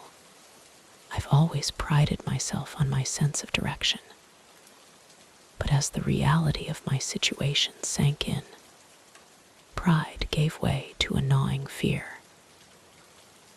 I was lost, completely and utterly lost, in a metallic wilderness that seemed to grow more menacing with each passing minute. "Keep it together, Alara," I muttered to myself, trying to quell the panic rising in my chest. I took a deep breath, inhaling the scent of ozone and cold metal. Think logically, retrace your steps, find a primary conduit. But as I turned to head back the way I came, I realized with a jolt that I couldn't remember which direction that was. The corridors all looked the same, their bulkheads reaching out like skeletal fingers in the dimming light. That's when I heard it. A faint hum, followed by the scrape of metal on metal. My heart leaped into my throat. "Hello," I called out, my voice embarrassingly shaky. "Is someone there?" Silence. Then another scrape, closer this time. Every instinct screamed at me to run, but I forced myself to stay still. It was probably just a failing system, I reasoned. A maintenance drone, maybe. Nothing to be afraid of. But as the sounds drew nearer, I couldn't shake the feeling that whatever was out there was too deliberate to be any automated system I was familiar with. And it was moving with purpose towards me. I backed away slowly, my eyes scanning the deepening shadows. That's when I saw it. A flicker of steady light in the distance, warm and inviting, like a powered-up viewport illuminated against the darkness. Relief flooded through me. Power. Safety. Without a second thought, I began moving towards the light, my pace quickening with each step. As I drew closer, I could make out the silhouette of a small observation dome. It looked old, its plexiglass scarred by years of micrometeoroids, and radiation. But in that moment, it was the most beautiful sight I'd ever seen. I approached the airlock, my hand raised to cycle it, when a floor panel creaked behind me. I spun around, my heart racing. There, at the edge of the corridor, stood a man. He was old and wiry, with a gaunt face that spoke of years spent in the harshness of space. But it was his eyes that caught my attention, pale and intense. They seemed to glow in the twilight of the station. "You look lost," he said, his voice a low, static-filled rasp. I nodded, trying to keep the tremor out of my voice. "I am." I was surveying the wreckage and I got turned around somehow. He smiled, but it didn't reach his eyes.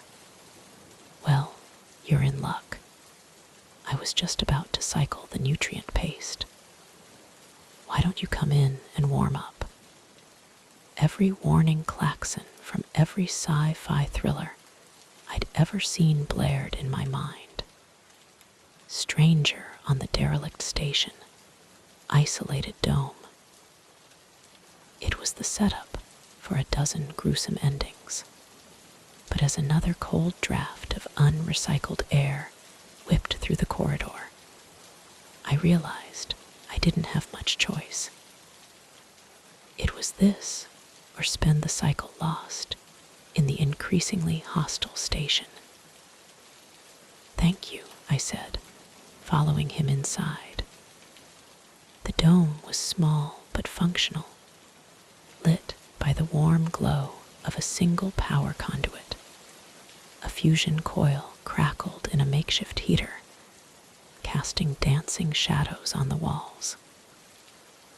The man, who introduced himself as Kale, bustled about, dispensing some kind of nutrient paste into metal bowls.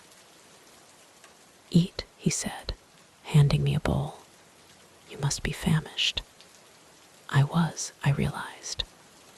In my panic, I hadn't noticed the gnawing emptiness in my stomach. I took a cautious spoonful of the paste. It was thick and tasteless, with a texture I couldn't quite place. As I ate, Kale peppered me with questions. Where was I from? What brought me to this derelict? Did anyone know my flight plan? With each answer, I felt a growing unease. His interest seemed too keen, his gaze too intent. But I brushed it off as paranoia. He was just being hospitable, I told myself, just a kind scavenger helping a lost explorer. After the meal, Kale offered me a bunk for the cycle.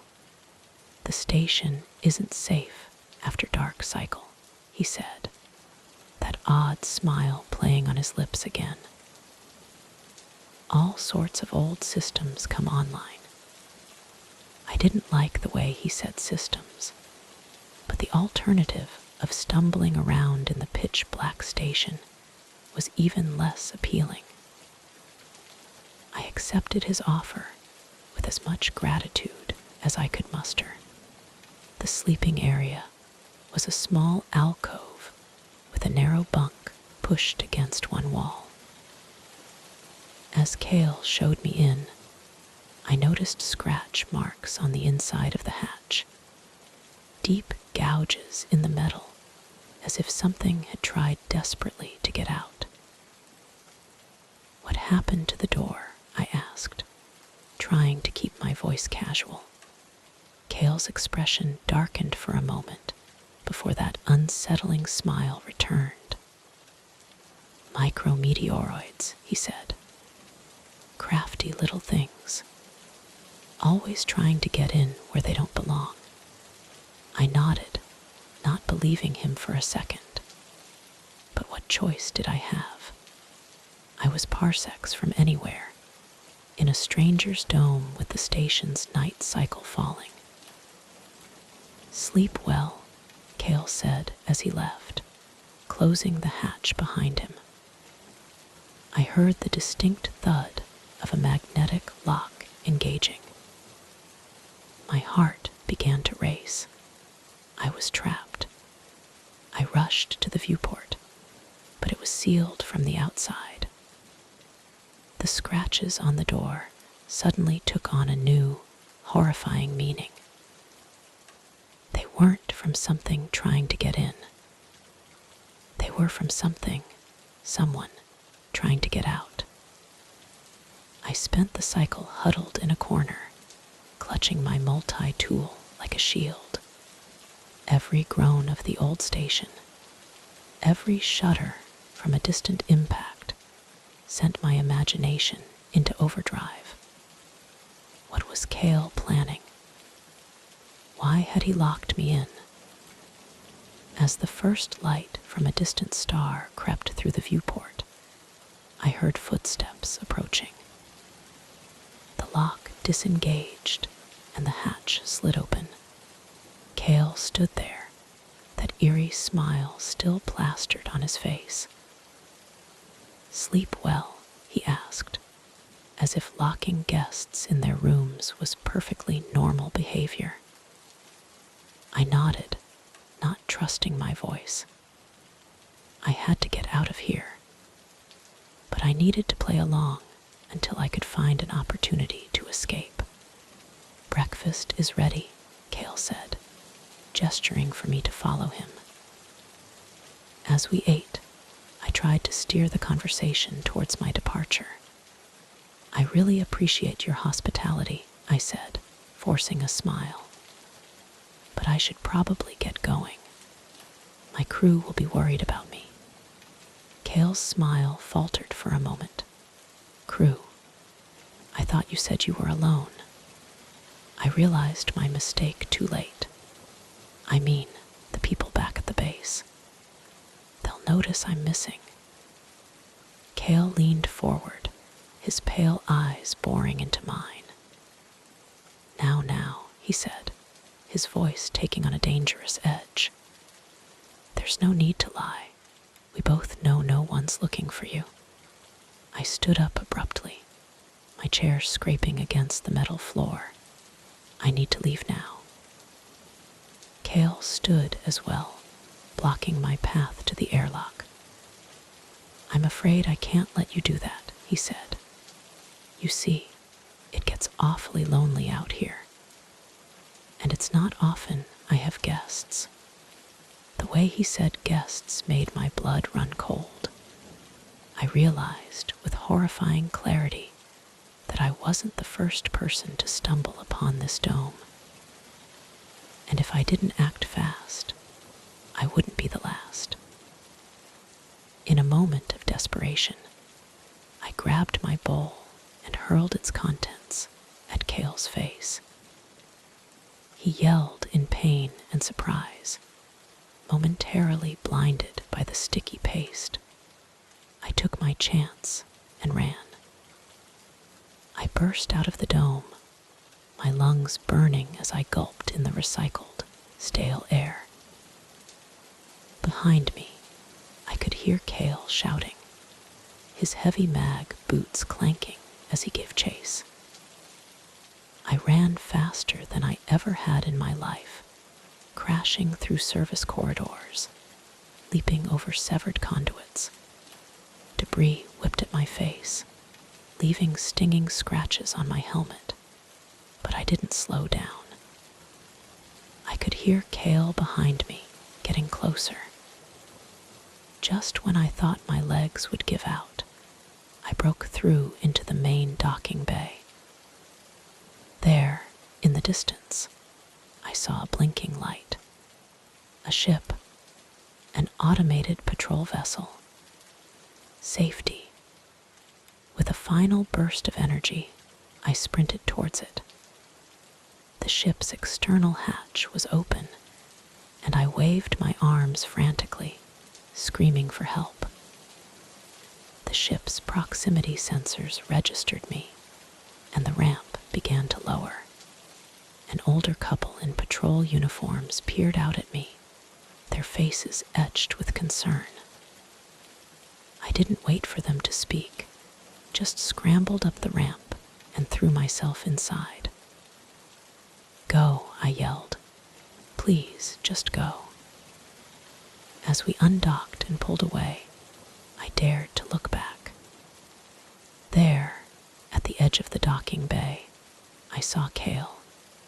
He stood perfectly still, watching the ship disappear. Even from a distance, I could see that terrifying smile. I never went exploring on derelict stations again after that. The authorities swept the area, but found no trace of the dome or Cale. Sometimes, late at night, I still wake up in a cold sweat, convinced I can hear his static-filled voice calling out to me from the darkness. And on those nights, I lie awake until dawn, grateful for sealed hatches and the safety of a full crew, knowing that somewhere out there in the deep, dark void, Cale is still waiting for his next guest. Story 9. The data canister sat on my doorstep, sleek and black, addressed to someone I'd never heard of. Anya Petrova. The name meant nothing to me, but the return address sent a chill down my spine. Sector 7, HAB Unit 1313. My HAB unit number, but not my sector. I stood there, my bio key in hand, staring at the canister as if it might suddenly activate. I should have left it there, should have called sanitation, explained the drone delivery mix-up. But curiosity, that damned human trait, got the better of me. I picked up the canister, surprisingly heavy for its size, and brought it inside. My apartment felt different somehow, as if the very air had changed with the introduction of this mysterious object. I set it on the workbench, eyeing it wearily as I went about my evening routine, but my gaze kept drifting back to it, questions swirling in my mind. Who was Anya Petrova? Why did the return address match my unit number? And what was inside? It was past midnight when I finally gave in to temptation. I told myself I was just checking for a network ID, some way to contact the real recipient. But deep down, I knew I was lying to myself. The mag lock gave way easily under my plasma torch. I peeled back the polymer shell, revealing a plain, shock-proof case beneath. My heart was pounding as I lifted the lid. Inside, nestled in static dampening foam, was a small, crystalline drive, intricately etched with circuits I didn't recognize. Alongside, it was a folded data wafer. With trembling hands, I inserted it into my terminal. Anya, the message read. The time has come. You know the sequence that must be run. S. The cryptic message sent a shiver down my spine. I turned my attention to the crystal drive, my fingers tracing the strange circuits. It was inert, a tiny power cell barely visible among the carvings. That's when I heard it, a soft, high-frequency signal coming from inside the drive. I dropped it like it was superheated, stumbling back from the workbench. The signal continued, growing more insistent. Whatever was inside wanted out. Panic seized me. I grabbed the case, intending to throw it down the incinerator chute to rid myself of this nightmare. But as my fingers closed around it, a jolt of bioelectric energy shot through my body. Images flashed before my eyes. A sterile server room, humming racks of processors, figures in clean suits chanting in a language of pure binary code. I came to on the floor, the case clutched to my chest. The signal had stopped, but I could feel a faint pulse, like a tiny processor heartbeat, emanating from within. My terminal chimed, making me jump. Unknown node.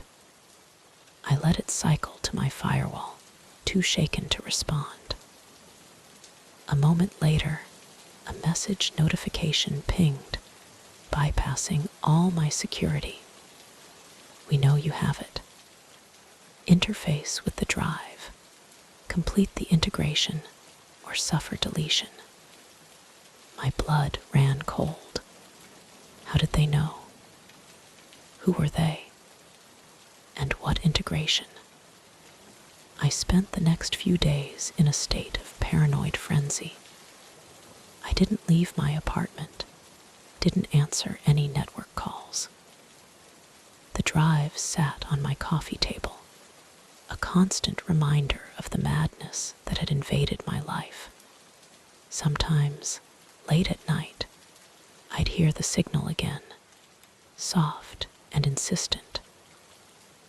On the third day, there was a soft thud at my door. I froze, hardly daring to breathe. Through the security peephole, I saw a maintenance drone hovering, another canister in its manipulator claw. Delivery for Anya Petrova. Its synthesized voice called out. My heart raced. I didn't answer, praying it would go away. After a few moments, I heard it sigh, a puff of compressed air, and set the canister down. Its thrusters receded down the corridor. I waited an hour before cracking open the door. The canister was there, identical to the first. This time, I didn't hesitate. I tore it open right there in the hallway. Inside was a key, a small, ornate interface device, and unmistakably designed for the crystal drive. Along with it was another data wafer. Time is running out. Interface with the drive. Speak the words, or we'll come for you. I slammed the door shut, leaning against it as I tried to calm my ragged breathing. This was insanity. I should go to the sector authorities, tell them everything. But who would believe me? And what if these people, whoever they were, made good on their threats? That night, I sat on my couch, the drive in front of me, the interface key in my hand. The signal had started again, more frantic than ever. I could feel the pulse of the device quickening, matching the rapid beat of my own heart. With shaking hands, I connected the interface. It turned smoothly, the lock clicking open with a sound that seemed to echo in the quiet apartment. I hesitated, my hand on the drive's activation plate. Did I really want to see what was inside? Did I have a choice? I activated the drive. A blinding light erupted from within, filling the room with an otherworldly glow. I shielded my eyes, feeling a rush of displaced air that seemed to come from everywhere and nowhere at once. When I lowered my arm, I gasped. Hovering above the open drive was a small, pulsating orb of hard light energy. It thrummed with power, sending waves of heat and cold washing over me in alternating bursts. And somehow, impossibly, I could hear it whispering. Speak the words, it hissed in a voice that was 1,000 voices. Complete the ritual. Fulfill your destiny. I stumbled back, knocking over a lamp in my haste to get away. The orb followed, growing larger, its whispers becoming a deafening chorus. Speak the words. Speak the words. But I didn't know the words. I wasn't Anya Petrova. This wasn't meant for me. The orb pulsed angrily, tendrils of energy lashing out, scorching the walls and furniture. The temperature in the room skyrocketed, sweat pouring down my face as I cowered in the corner. You are the chosen, the voices screamed. You must complete the ritual. In that moment of terror and confusion, a memory surfaced. The vision I'd had when I first touched the drive. The figures in clean suits, the chanting. Without thinking, I began to repeat the words I'd heard, a language of binary code I didn't understand pouring from my lips. The orb flared brightly, expanding to fill the room. I felt myself being lifted off the ground, suspended in the pulsing energy. The chant grew louder, my voice joining with the thousands of others. And then, suddenly, silence. I found myself standing in the middle of my destroyed living room, the drive lying open and empty at my feet.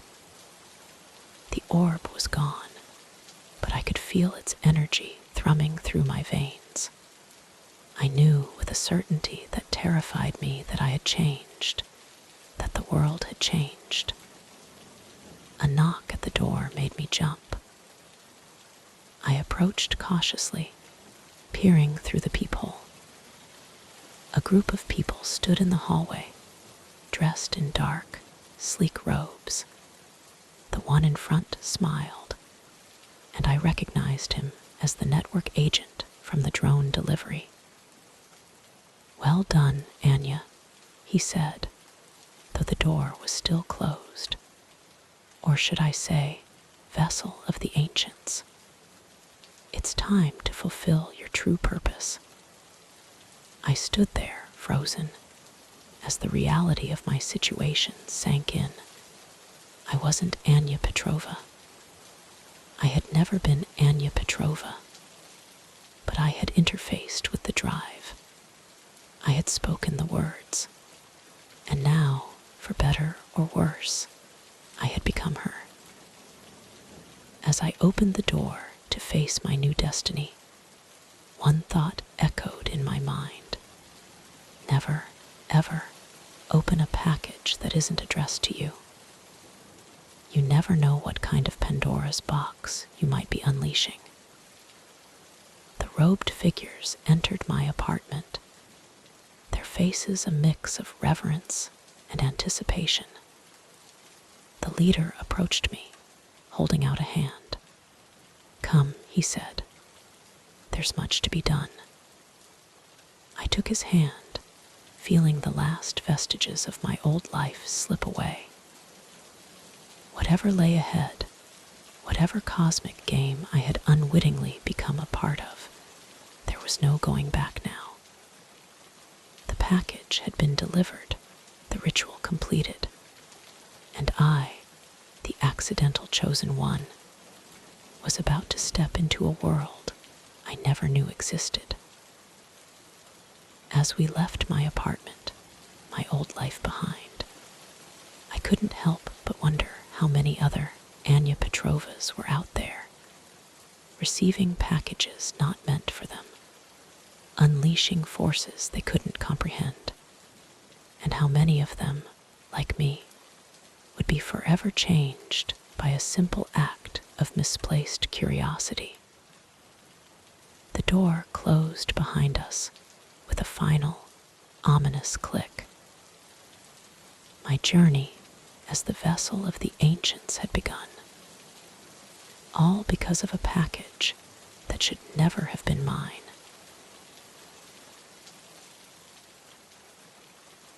Story 10. The welcome to Ethelgard Station beacon flashed on the sonar, faded pixels ghosting across the screen.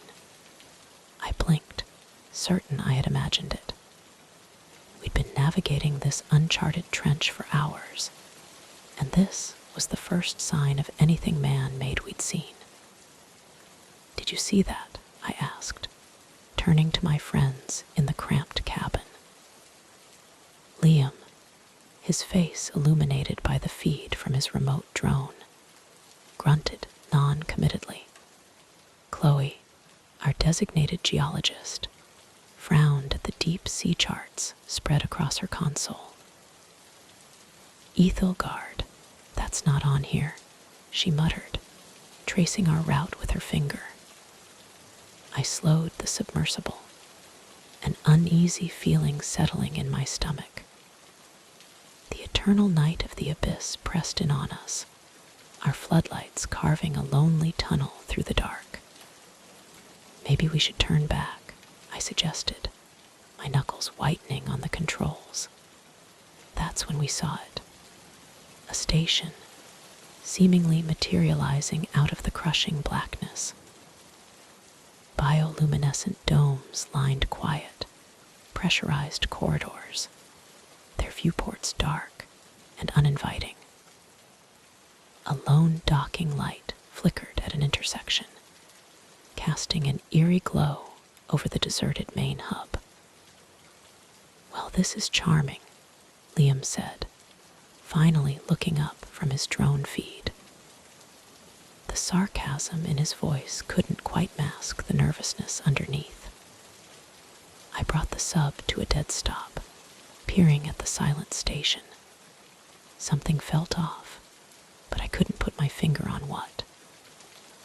The silence was oppressive, broken only by the hum of our life support. "Let's just pass by," Chloe said, her voice barely above a whisper. "Find a new survey area on the other side." I nodded, gently pushing the thrusters. We crawled past the station, our lights illuminating abandoned docking arms and gardens of ghostly, pale sea fauna. It was as if the entire population had simply vanished. We were halfway past the main dome when our power system sputtered and died. "No, no, no," I muttered, frantically rebooting the system. The reactor whined, but refused to re-engage. "Guys," Liam's voice was tense. "Look." I followed his gaze and felt my blood run cold. Figures were emerging from the station's hatches, their movements slow and deliberate in the water. They converged on our submersible from all directions, their faces hidden in the profound darkness. "Seal the outer hatches," Chloe yelled, but I was already fumbling with the controls. The thud of the locks engaging seemed impossibly loud in the quiet deep. We sat there, hearts pounding, as the figures drew closer. I could make out their features now, blank expressions, eyes that seemed to have their own faint, bioluminescent glow. A tap on the main viewport made me jump. An old man in a decaying deep sea suit floated there, his face inches from the reinforced glass. His mouth moved, forming words I couldn't hear. Against my better judgment, I activated the shortwave comms, just a crackle of audio. "Can you help us?" I asked, my voice shaking. "Our sub lost power." The old man's face split into a grin revealing teeth that had been filed to sharp points. "Oh, we can help you," he said, his voice a raspy, waterlogged static. "We've been waiting for you." A chill ran down my spine. "What do you mean waiting for us?" His grin widened. "It's been so long since we've had visitors. So long since we've been able to share." I slammed the comms off, my heart racing. "We need to get out of here now." Liam was already trying the emergency releases, but they wouldn't budge. "They're jammed," he yelled, panic evident in his voice. The figures were pressed against the sub now, their hands leaving slimy smears on the viewports. I could hear a low, resonant humming, the sound seeming to come from the water itself, filled with malice. Chloe let out a strangled cry. "The hull. Look at the hull." I watched in horror as the metal began to groan, intricate patterns of stress fractures spreading across the interior panels. The temperature inside the cabin plummeted, our breath coming out in visible puffs. "What's happening?" Liam's voice was high with fear. I didn't have an answer. I tried the reactor sequence again, praying for it to engage. It coughed once, twice, and then roared to life. "Hold on," I yelled, slamming the thrusters to full. We lurched forward, the figures scattering before us. I didn't slow down, didn't look back, just pushed the joystick forward and fled. The station's exterior structures seemed to shift and change as we sped through them, familiar domes appearing in impossible places. Every turn led us back to the central hub, the old man's cackling static echoing in our ears. "We can't get out," Chloe sobbed from the back. "They won't let us leave." I gritted my teeth, determination replacing fear. "Yes, we can. We have to." I made a hard dive, the sub groaning under the strain. There, at the edge of the station's light, was the dark trench, our way out. The reactor whined as I pushed it to its limits. The darkness grew larger in our viewport. 50 meters. 25. 10. Suddenly, a wall of the station's inhabitants materialized before us, their eyes glowing with an otherworldly light. I hesitated for a split second, then pushed the thrusters harder. "Hold on," I screamed as we plowed into the crowd. There was a sickening thud, and then we were through. The Ethelgard station beacon disappeared from our sonar, along with the nightmare station. We ascended in silence for miles, the adrenaline slowly fading, replaced by a bone-deep exhaustion. It wasn't until the first rays of dawn peeked over the ocean's surface that I finally felt safe enough to break radio silence. We sat there in the bobbing sub, trying to process what had happened. Our hull was scarred and dented, evidence that the night's events weren't just a shared hallucination. "What were they?" Chloe finally asked, her voice hoarse. I shook my head. "I don't know, and I don't want to know." Liam, who had been unusually quiet, spoke up. "Guys, look at this." He held up his datapad, showing us a classified file he'd managed to access once we'd gotten back in range. The headline made my blood run cold. Ethelgard Station. The facility that sank. The file went on to describe how, 50 years ago, the entire population of Ethelgard had been lost in a catastrophic accident. Searches had turned up nothing. The station had been declared a tomb, left to the abyss. But we were just there, Chloe whispered. We saw them. I engaged the main engines, my hands shaking slightly. Let's get out of here. I don't ever want to take an uncharted survey again. As we motored back toward our research vessel, I couldn't shake the feeling that we'd escaped something ancient and hungry, something that would be waiting for the next unsuspecting explorers to stumble into its trap.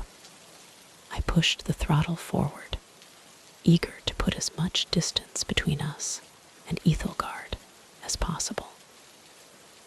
But even as the miles ticked by, I couldn't escape the memory of those glowing eyes, or the old man's static-filled words echoing in my mind. We've been waiting for you. I shuddered, knowing that somewhere behind us, in a station that shouldn't exist, they were still waiting. And I prayed that no one else would ever take that fatal wrong dive into Ethelgard. Story 11. The air in the archive felt different that night, heavier somehow, charged with an energy that made the hair on the back of my neck stand up. I'd been working late as usual, poring over incunabula from the library's oldest collections. But something wasn't right. The catalog numbers didn't align, and the silence in the normally hushed special collections wing was deafening. I stretched, my back cracking after hours hunched over a medieval manuscript. That's when I noticed it, a faint golden glow emanating from beneath the door of Professor Finch's private study. Odd, he'd left hours ago, along with the rest of the staff. Curiosity got the better of me. I approached the door, my footsteps echoing on the cold stone floor. As I got closer, I could hear a low hum, barely audible but unmistakably there. My hand hesitated on the old brass doorknob.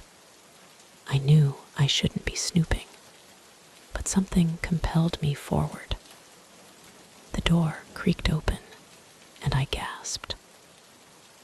Professor Finch's usually immaculate study was in disarray. Books were pulled from shelves, and strange diagrams were scrawled in chalk across the floor. But what caught my eye was the source of the golden glow, a small, leather-bound codex on his desk, pulsing with an otherworldly light. I stepped closer, transfixed. The codex looked like nothing I'd ever seen before. It was bound in some dark, seamless material, covered in intricate filigree that seemed to shift and change as I watched. The humming grew louder as I approached, and I could feel a strange vibration in the air. Without thinking, I reached out to touch it. The moment my fingers made contact, a jolt of static electricity shot through my body. Images flashed before my eyes, lost cities, impossible histories, arcane sciences beyond my wildest imagination. And then darkness. I came to on the floor, my head throbbing. How long had I been out? I checked my watch and felt my stomach drop. 3 hours had passed, all gone, but it felt like only seconds. Scrambling to my feet, I looked around wildly. The codex was gone. In its place was a note, written in Professor Finch's elegant script on a piece of vellum. If you're reading this, I'm sorry. You were never supposed to see this. Run before they find you too. My mind raced. Who were they? What had I stumbled into? I didn't have time to ponder these questions. A noise from the hallway made me freeze. Footsteps, soft and purposeful, were approaching. I ducked behind Professor Finch's heavy oak desk, my heart pounding so loudly I was sure it would give me away. The door opened, and two figures in dark academic robes entered. Their voices were low, but I could make out snippets of their conversation. Compromised, we need to contain this. What about the girl, the new research fellow? She knows too much. Take care of it. I clapped a hand over my mouth to stifle a gasp. They were talking about me. I had to get out of there. As quietly as I could, I crawled towards the tall, leaded glass window. It was a long drop to the courtyard below, but I didn't have a choice. Just as I was about to make my move, a hand clamped down on my shoulder. I spun around, coming face to face with one of the robed figures. His eyes were cold, devoid of any emotion. Going somewhere, he asked, his voice chillingly calm. I reacted on instinct, driving my elbow into his solar plexus. He grunted, his grip loosening just enough for me to break free. I bolted for the door, adrenaline coursing through my veins. The hallway was a blur as I ran, security chimes echoing in my wake. I could hear shouts behind me, the soft patter of footsteps giving chase. I took random turns, hoping to lose them in the maze, like layout of the old library. I burst through a set of double doors and found myself in the main reading room. Rows of towering bookshelves lined the walls, each more ancient than the last. But I didn't have time to contemplate the history of it all. I needed a way out. That's when I saw it. In a quiet corner of the library, partially hidden behind a large cart of books, was a section of shelving I'd never noticed before. It was unmarked, with no call numbers or labels. But as I approached, a line of light appeared between two tomes, widening silently into a doorway. Without hesitation, I dashed through. The door sealed behind me with a soft whoosh, plunging me into darkness. For a moment, panic threatened to overwhelm me. Then, soft lights flickered on, revealing a long, sterile corridor that seemed to stretch on forever. I started walking, then running. The corridor seemed endless, with no turns or doors in sight. Just as I was beginning to think I'd made a terrible mistake, I saw something ahead. Another door, this one glowing with the same eerie golden light as the codex in Professor Finch's study. I reached for the handle, my hand trembling. As my fingers touched the cool metal, that same jolt of electricity coursed through me. More visions flashed before my eyes, but this time I understood them. They weren't just random images, but information, knowledge about things hidden between the lines of history, between the very fabric of our reality. The door swung open, revealing not another room or hallway, but a swirling vortex of energy. I stood on the threshold, my mind reeling from the influx of information and the impossible sight before me. I knew with a certainty that terrified me that stepping through that portal would change everything. I would never be able to return to my old life, my old understanding of the world. But staying meant capture, possibly worse. The sound of approaching footsteps made the decision for me. I took a deep breath and stepped into the unknown. The sensation was indescribable. It felt like I was being turned inside out and put back together, word by word, concept by concept. Colors I had no names for swirled around me. Ancient alphabets and forgotten languages danced across my vision, explaining the very grammar of the universe. And then, suddenly, it was over. I found myself standing in a vast library, unlike anything I'd ever seen. The shelves were made of a material that seemed to shift and change, sometimes wood, sometimes stone. Strange astrolabes hummed and pulsed, their purpose beyond my comprehension. "Welcome, Dr. Alastair," a voice said behind me.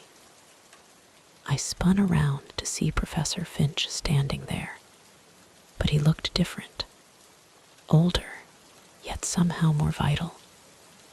His eyes held a wisdom and sadness that hadn't been there before.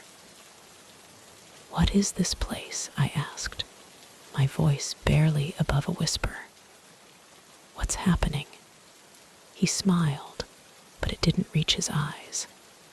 "This, my dear, is where we truly push the boundaries of knowledge, where we explore realities hidden in the margins of our own." As he spoke, more people entered the library. Some looked human, others decidedly not. They all regarded me with a mixture of curiosity and apprehension. "You weren't supposed to find out about this," Professor Finch continued. "Not yet. But now that you're here, you have a choice to make."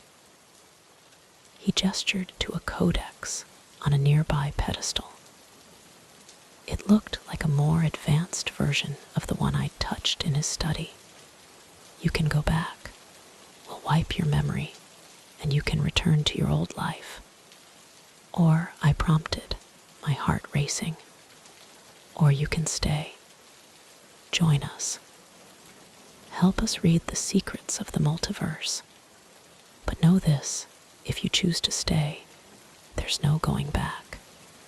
Your old life, everyone you've ever known or loved, will be lost to you forever." I stood there, my mind reeling.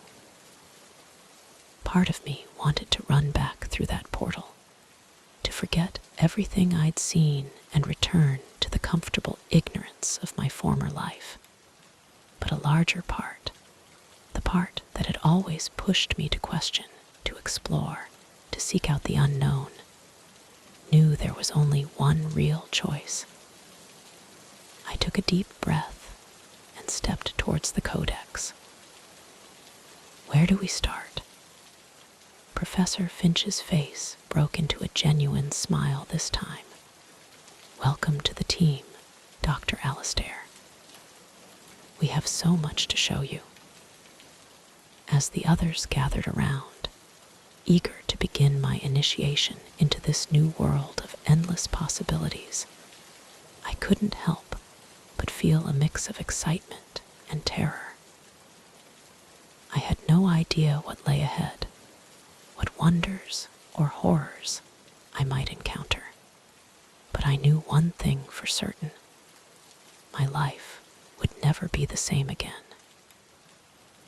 And as I gazed out at the shifting shelves of the library, catching glimpses of other worlds, other realities, I realized that my journey into the unknown had only just begun. Story 12. The old desert observatory loomed before me, its weathered dome a stark contrast to the sleek, minimalist retreat promised by the website. As I lugged my instrument case up the dusty path, a chill ran down my spine that had nothing to do with the setting sun. Something about this place felt off. I booked a week-long stay on a whim, desperate for a break from the city's noise to finish my album.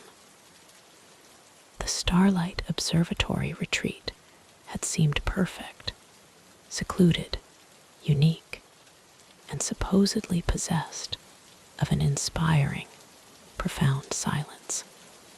But standing there, key code in hand, I couldn't shake the feeling that I'd made a terrible mistake.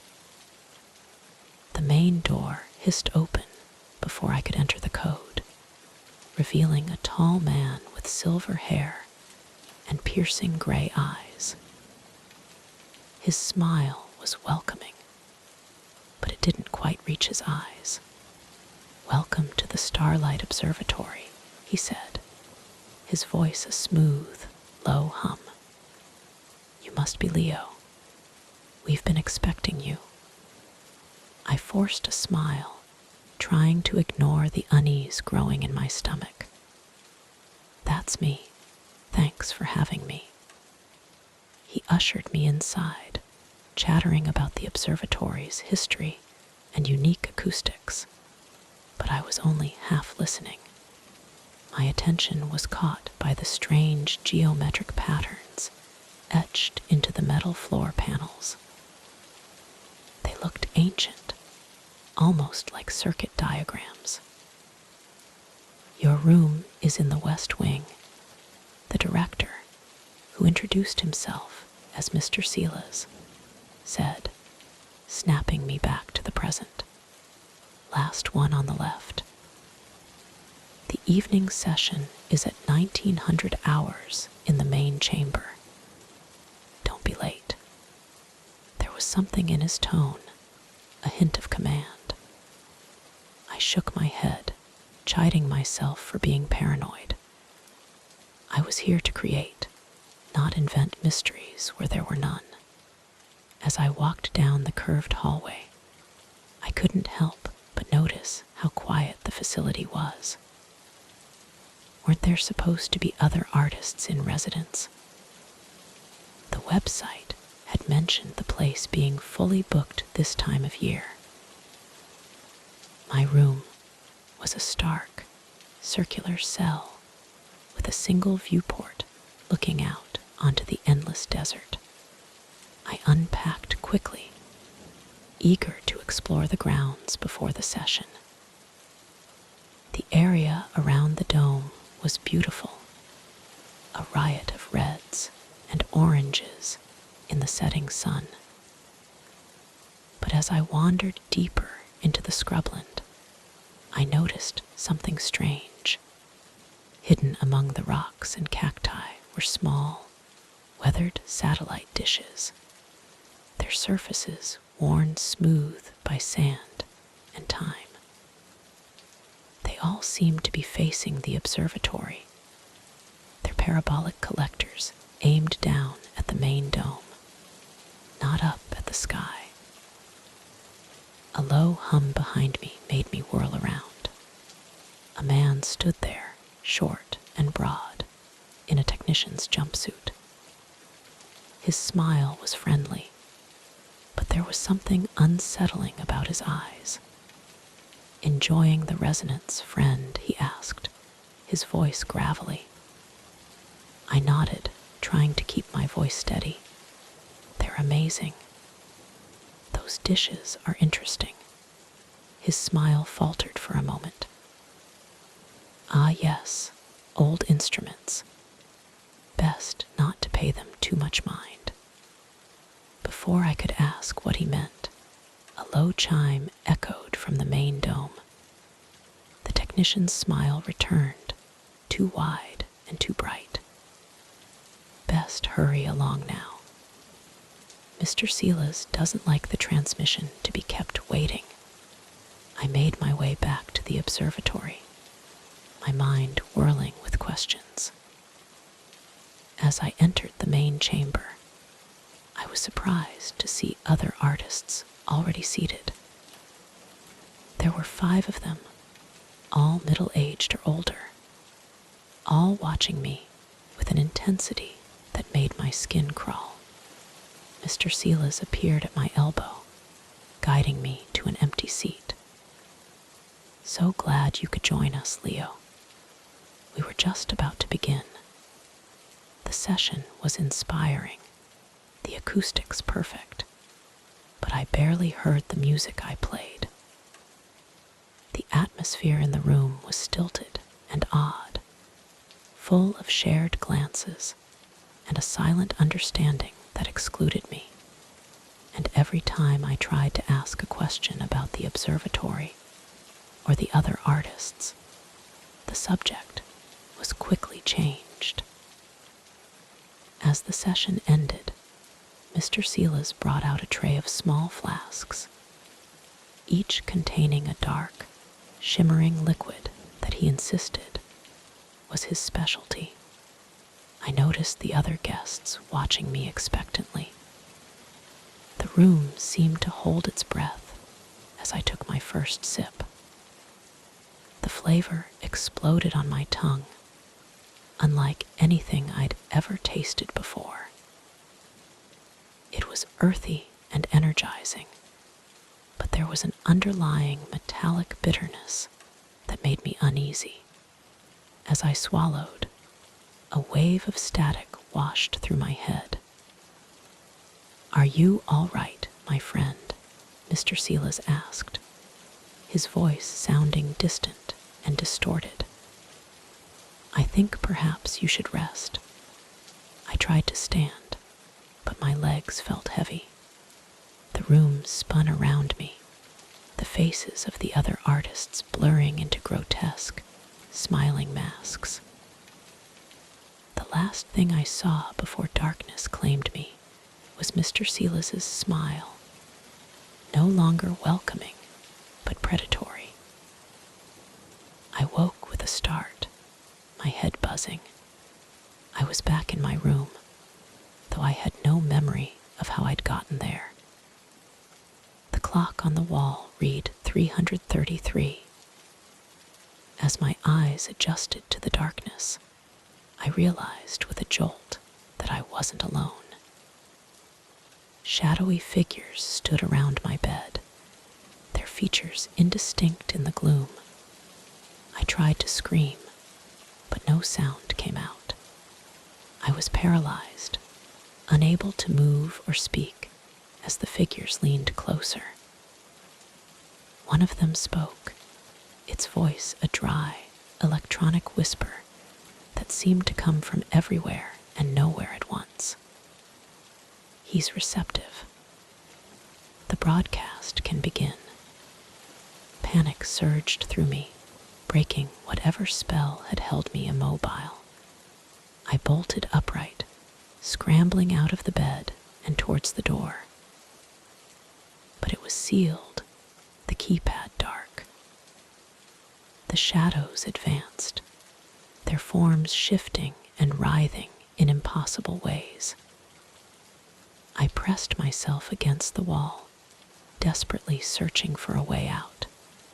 That's when I saw it, a small maintenance duct in the ceiling, almost hidden by the room's smooth, white panels. Without thinking, I grabbed my chair and climbed up, pushing at the duct cover with all my strength. It gave way with a groan, and I pulled myself up into a dark, humming crawl space. I could hear the shadows below, their whispers growing angry and insistent. I crawled through the darkness, insulated cables clinging to my face and arms, until I found another duct cover. This one opened into a hallway I didn't recognize. The observatory seemed to have transformed in the night.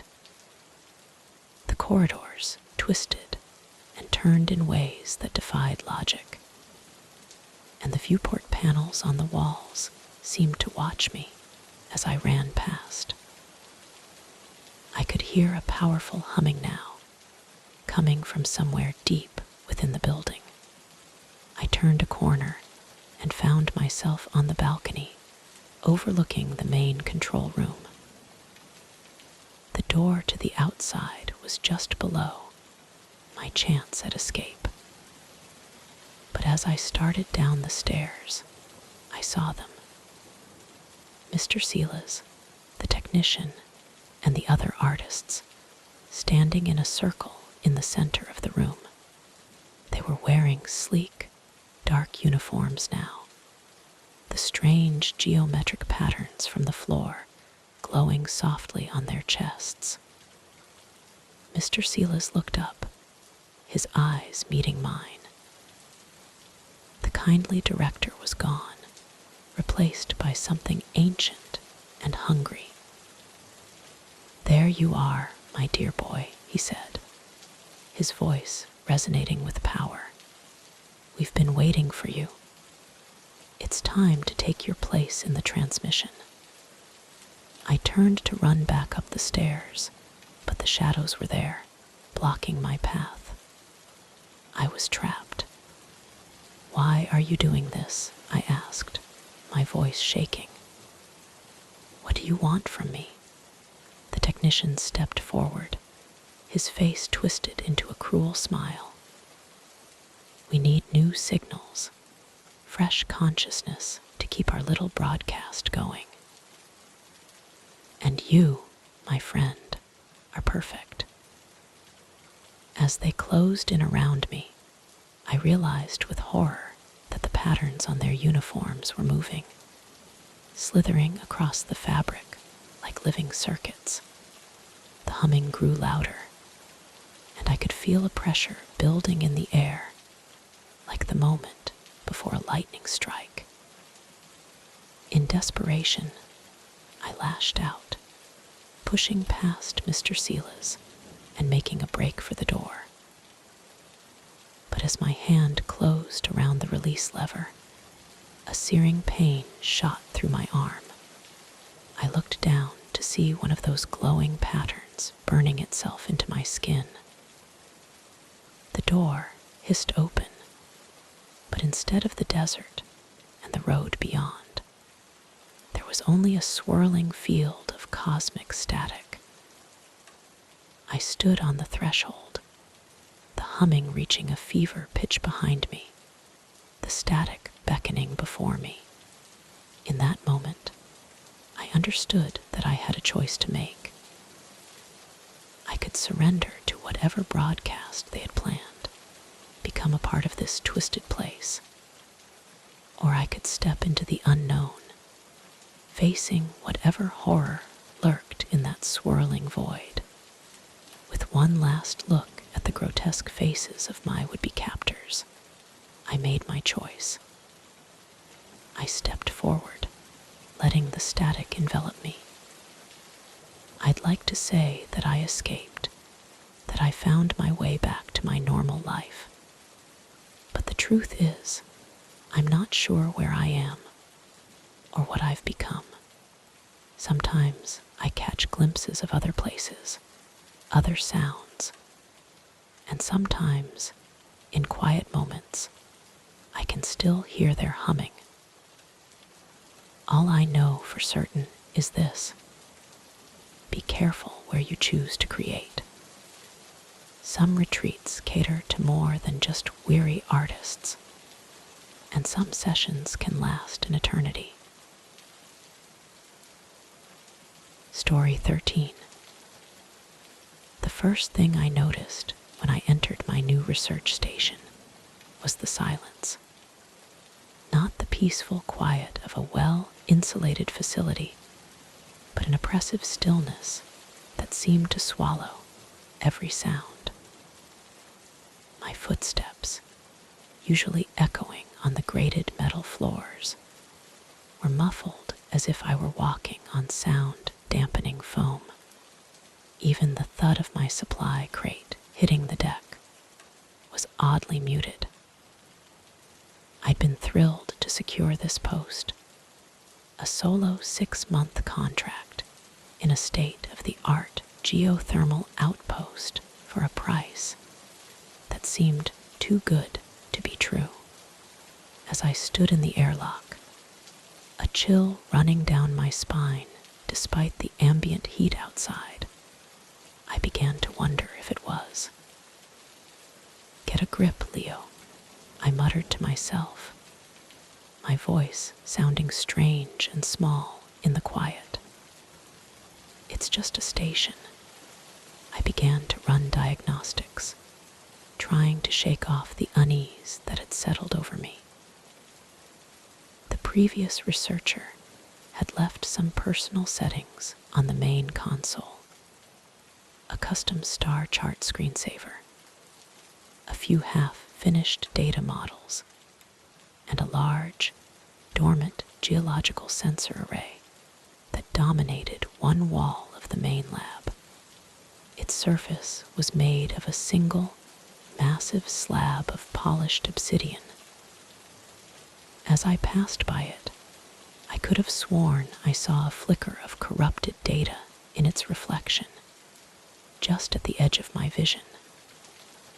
But when I turned to look, there was nothing there. That night, I tossed and turned, unable to sleep. The silence was deafening, broken only by the occasional groan of metal expanding in the volcanic heat, a sound that seemed far too loud in the stillness. Around 3 a.m., I heard it, a soft static, like dust settling on a live wire. It seemed to be coming from the main lab. Heart pounding, I crept out of my bunk. The static grew louder as I approached the lab. In the dim light filtering from the backup power, I could see the source: the obsidian array. Something was moving inside it, a dark, digital shape that didn't match my reflection. I froze, unable to look away as the shape grew more distinct. It was a face, gaunt and pale with data noise, with eyes that seemed to glow in the darkness. A hand of pure static pressed against the surface from the other side. Long fingers splayed, as if trying to push through. I swore, the sound shockingly loud in the quiet station. The face in the obsidian twisted into a grotesque smile of corrupted pixels, and then vanished as quickly as it had appeared.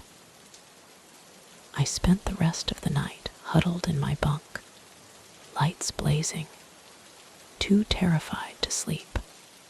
When the station's automated dawn cycle finally began, I convinced myself it had been a nightmare, a product of stress and an overactive imagination. But as the days passed, strange occurrences became impossible to ignore. Sensor drones would move when I wasn't looking, always just slightly out of their designated positions. The static would come at night, sometimes from the array, sometimes from the walls or the viewports.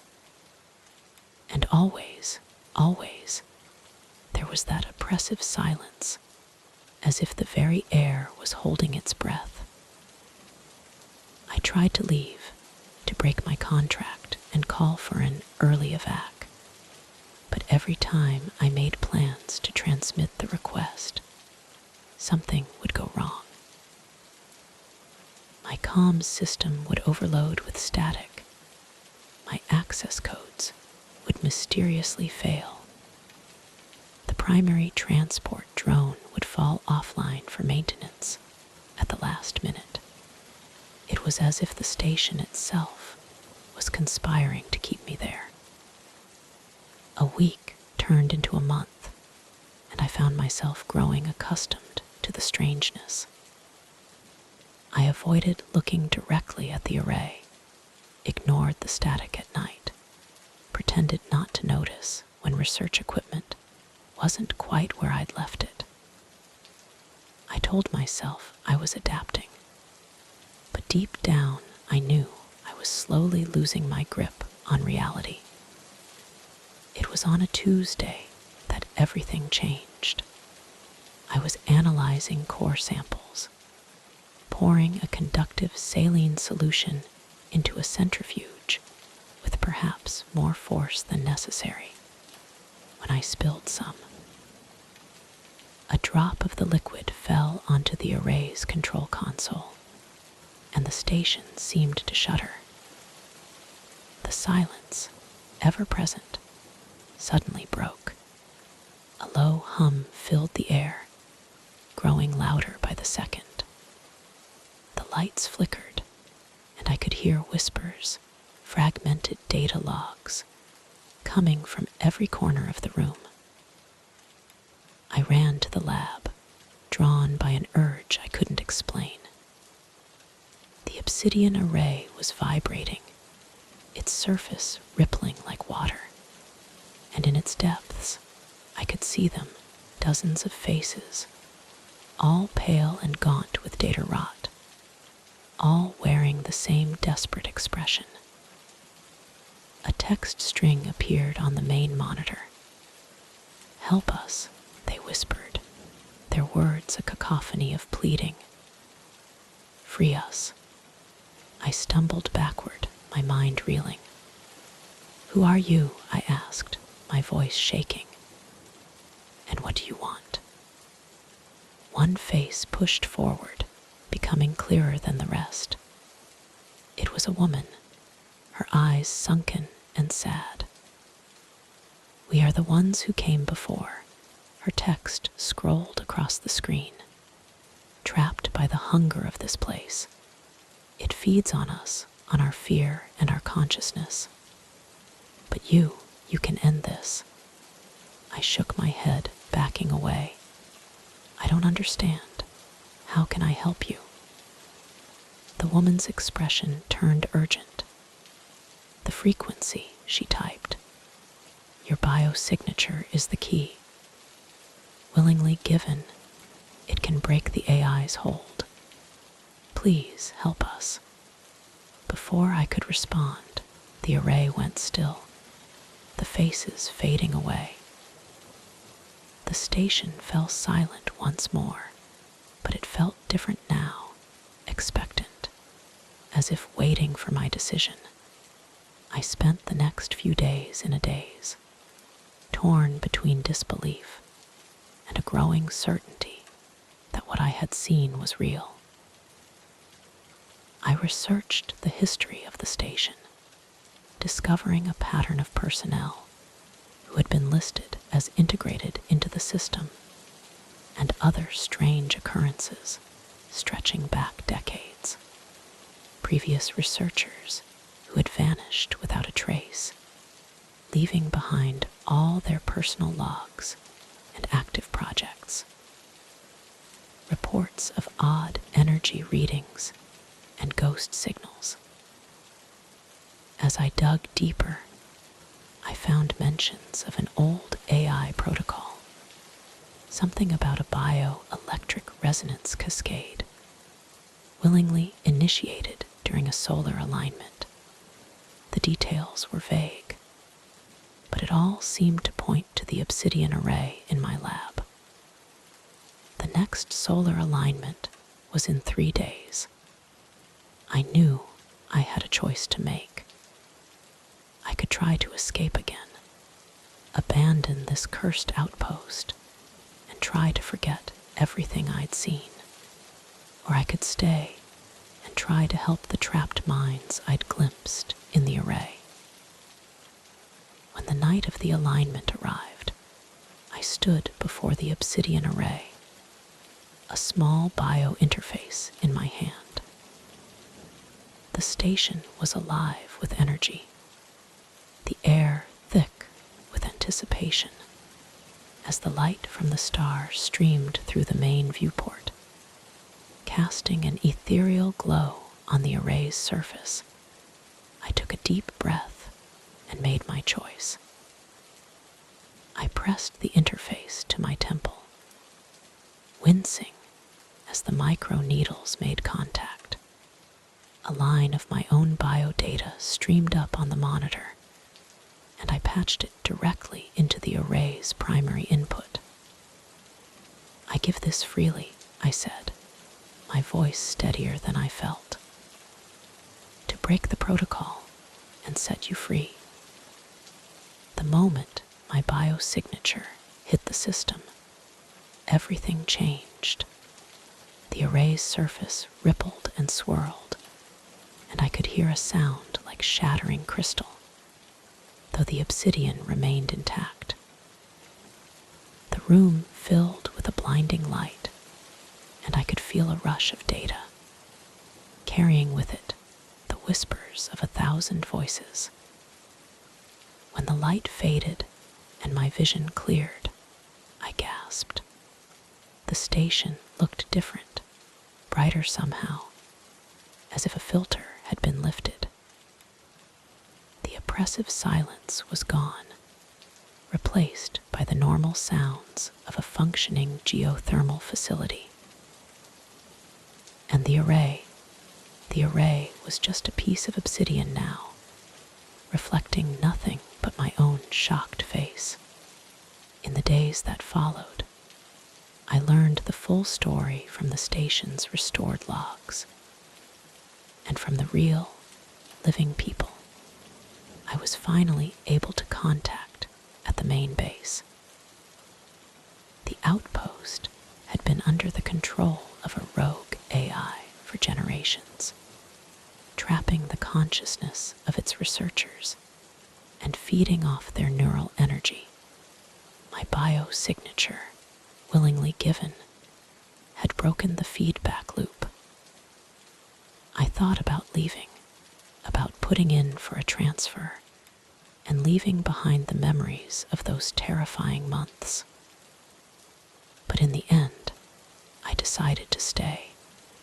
This station, once a prison, now felt like my own.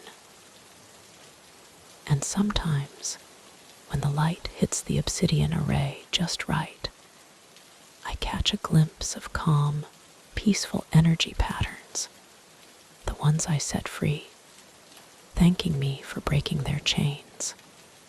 As I write this, I can't help but wonder how many other automated systems out there are hiding dark secrets. How many cursed places are waiting for someone to break their spell. I may never know the answer, but I do know this: I'll never take silence for granted again. Sometimes the quietest places hide the loudest secrets. Story 14. The holo sign of the 24-hour data haven flickered weakly in the perpetual twilight of the lower city, a beacon of artificial light in an otherwise desolate stretch of service tunnels. I pushed open the reinforced door, the pneumatic hiss above it announcing my arrival to the near-empty establishment.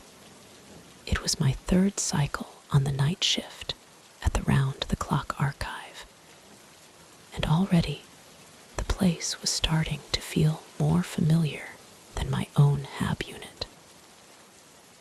As I logged into my terminal, I noticed them again, the regulars. Always the same 5 people, always at the same private terminal in the far corner. They were there every night I worked, from shift start to shift end, nursing stim packs that never seemed to deplete. There was something off about them, something I couldn't quite put my finger on. Maybe it was the way they never seemed to eat, or how their hushed, subvocalized conversations would abruptly stop whenever I approached their station. Or perhaps it was their eyes, augmented and unblinking, always watching, always following my every move with an intensity that made my skin crawl. "Hey, Anya," my coworker Jin called from behind the server racks. "You're just in time for the graveyard special." I forced a smile, trying to shake off the unease that had settled over me. "Great, let me guess. More recycled air and stale nutrient bars."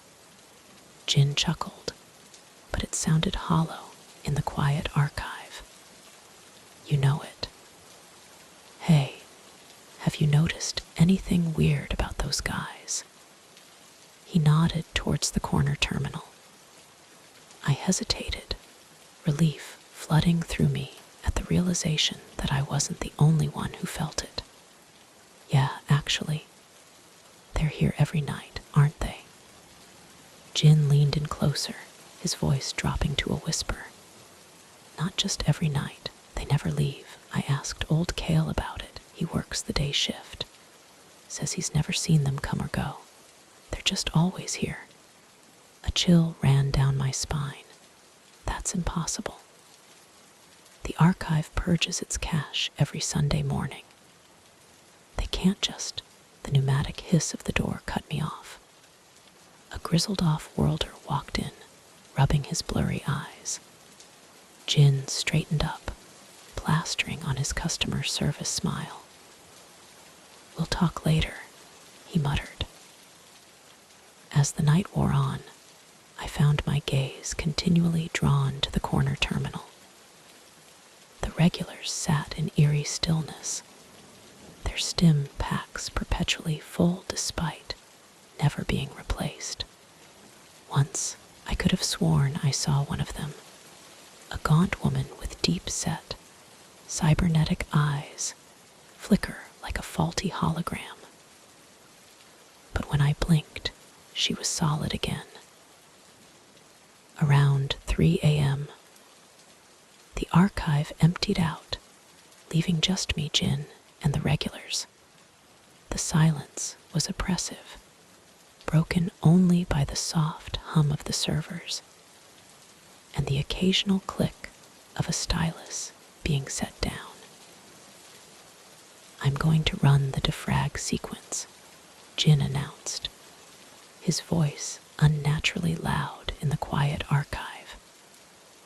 I nodded, grateful for the chance to be alone with my thoughts. As soon as the server room door slid shut behind Jin, one of the regulars stood up. It was a man, his hair a shock of white against pale, synth skin. He moved towards my terminal with an unnatural grace, his feet seeming to glide across the polished floor. "Anya," he said, his voice a dry whisper that somehow carried across the room. "We need to talk."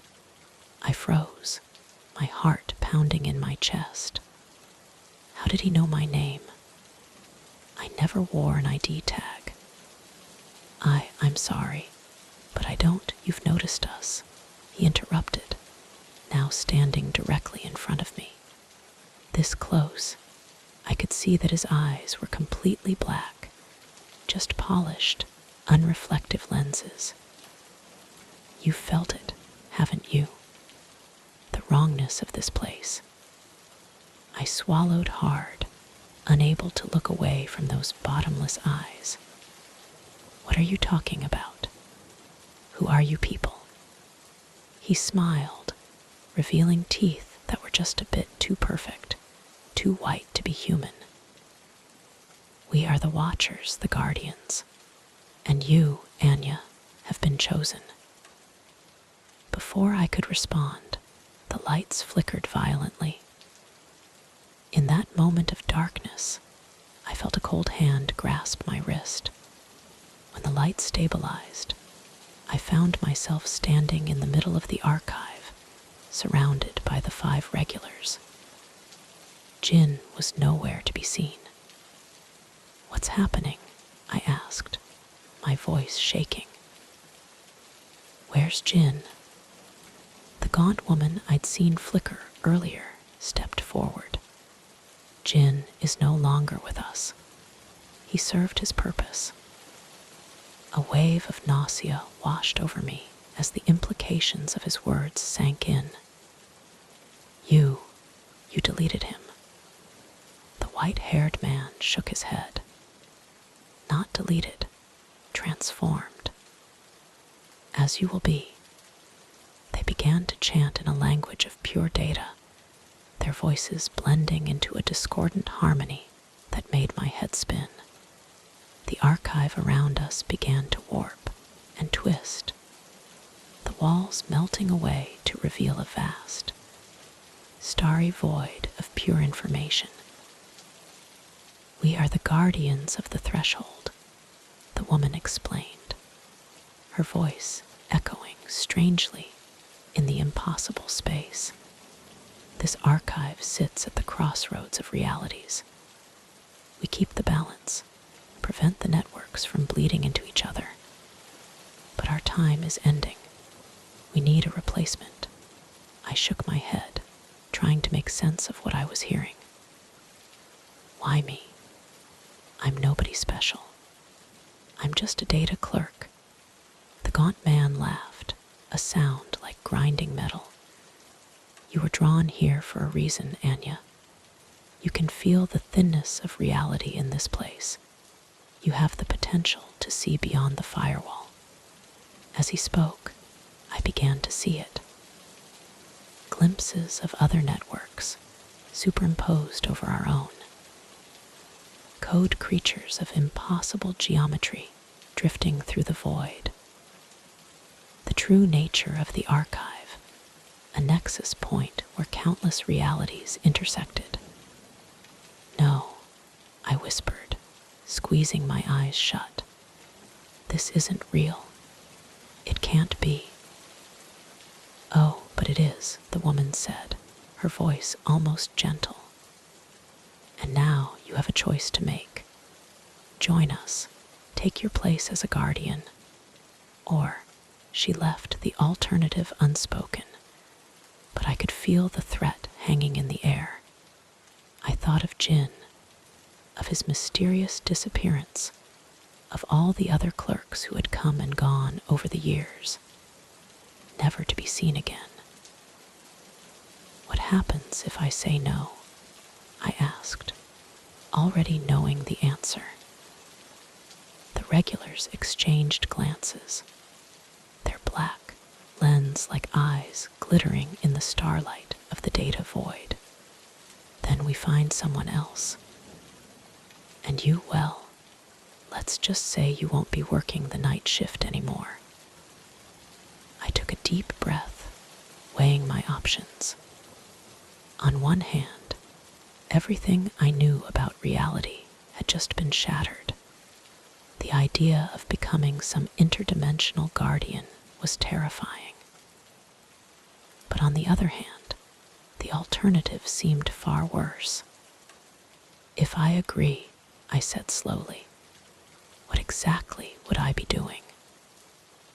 The woman smiled, seeming pleased by my question. "You would join us in our vigil. Watch for signs of incursion from other realities. Maintain the balance. And occasionally, guide lost data streams back to where they belong." As she spoke, I saw flashes of what my life could become. Endless nights in the archive, watching the ebb and flow of realities. The power to peer into other worlds, to shape the very fabric of existence. It was overwhelming, but also strangely enticing. "Okay," I heard myself say, as if from a great distance. "I'll do it." The chanting resumed, louder this time. I felt a strange energy coursing through my body, rewriting my very essence. My vision blurred, and for a moment, I could see everything. Every possible reality, every potential future. When it was over, I found myself back in the archive. Everything looked the same, and yet different. I could see the weak points now, the places where realities bled into each other. And I understood my role in keeping them separate. The regulars, my new companions, nodded approvingly. "Welcome, Anya," the woman said. "Take your terminal. Our vigil continues." As I sat down at the corner terminal, I caught a glimpse of my reflection in the dark screen. My eyes were black now, like theirs. I was no longer just Anya, the data clerk. I was a guardian of reality, a watcher at the crossroads. The pneumatic hiss of the door sounded, and a tired-looking off-worlder walked in. I smiled, knowing that to him, I was just another late-night clerk. But I could see the truth now. I could see everything. And as I settled in for my eternal shift at the round-the-clock archive, I couldn't help but wonder how many other seemingly ordinary places held secrets like this. How thin is the veil between worlds, really? But those were questions for another time. For now, I had a job to do, a reality to protect, and an endless supply of stim packs to drink. Story 15. The first red flag should have been the rent. 500 credits a month for a cavernous, sound-proofed loft in the Echo Lofts, utilities included. In the heart of the decaying industrial sector, it was too good to be true. But I was a broke sound artist, desperate for a place to work.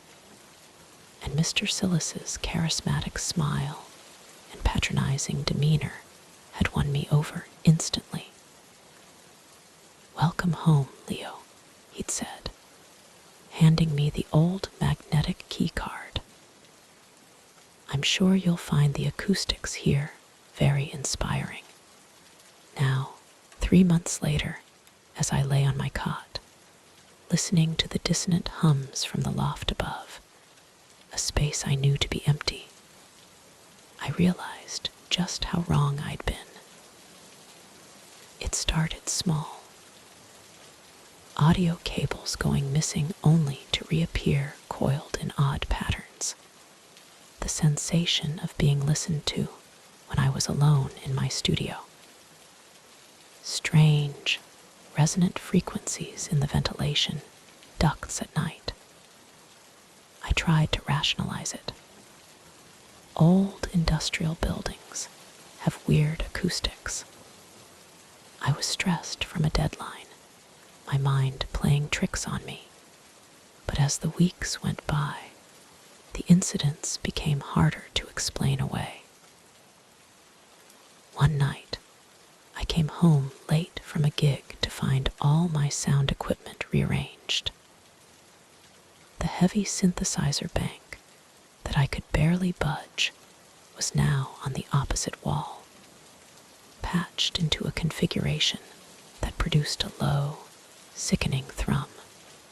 When I confronted Mr. Silas about it the next day, he just smiled that patronizing smile and said, "Oh my, you must have been deep in the creative process last night to not remember doing that yourself." But I knew I hadn't touched anything, just as I knew I hadn't etched the strange wave-form symbols that began appearing in the condensation on my windows in the mornings. The other tenants were no help. all pale, reclusive types who rarely left their lofts. On the rare occasions I ran into one in the hallway, they would avert their eyes and hurry past as if afraid to break the oppressive silence. It was Kira, the visual artist who lived in the loft next to mine, who finally confirmed I wasn't going crazy. You've heard it too, haven't you? She whispered one day as we passed on the stairs, her eyes wide, darting nervously towards Mr. Silas's closed office door. The wrongness of this place. I nodded, relief flooding through me at the realization that I wasn't alone in my fears. What's going on here, Kira? What is this place? She shook her head, her voice dropping even lower. I don't know exactly, but I've been digging through the city archives. This building, it has a history. It used to be a sonic research facility. People went mad in here, disappeared. And Mr. Silas, he's been the building manager for far longer than should be possible. A chill ran down my spine. What do you mean? I found corporate archives from the 1970s mentioning him by name. He looked exactly the same then as he does now. Before I could respond, we heard the electronic chime of Mr. Silas's office door opening. Kira's eyes widened in panic. Be careful, Leo, she hissed before darting up the stairs. That night, as I lay on my cot trying to process what Kira had told me, I heard it. A low, resonant hum at my door. Thrum, thrum, thrum. Slow and deliberate. Who's there? I called out, my voice shaking. No answer, just more humming. Thrum, thrum, thrum. I got up, my heart pounding, and approached the door. Through the peephole, I could see a shimmering distortion in the hallway, a tall, hunched shape that didn't look quite human. The humming stopped.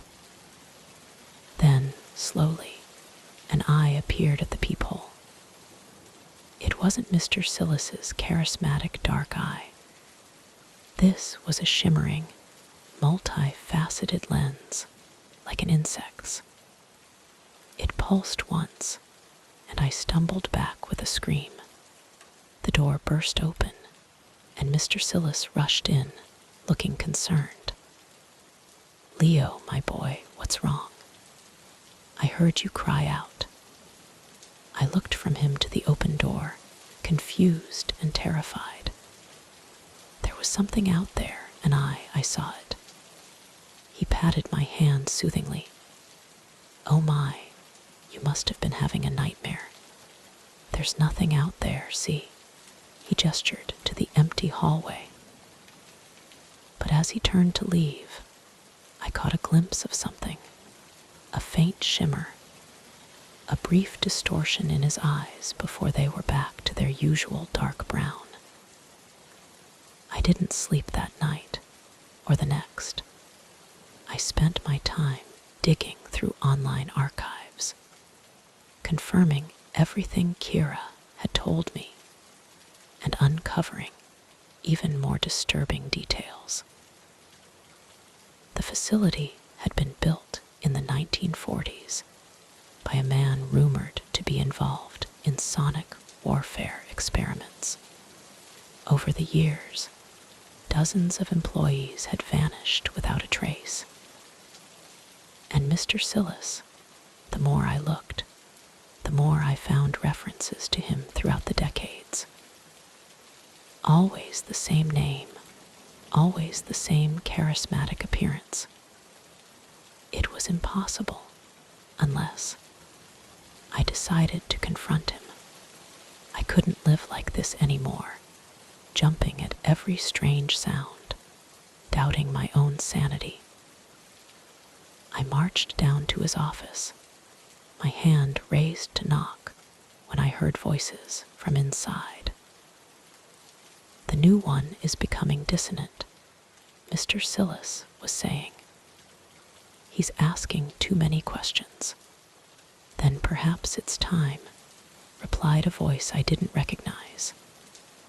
It was deep and resonant, with an odd, vibrating quality. "The stars are almost aligned.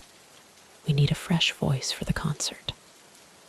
I gasped, then clapped a hand over my mouth.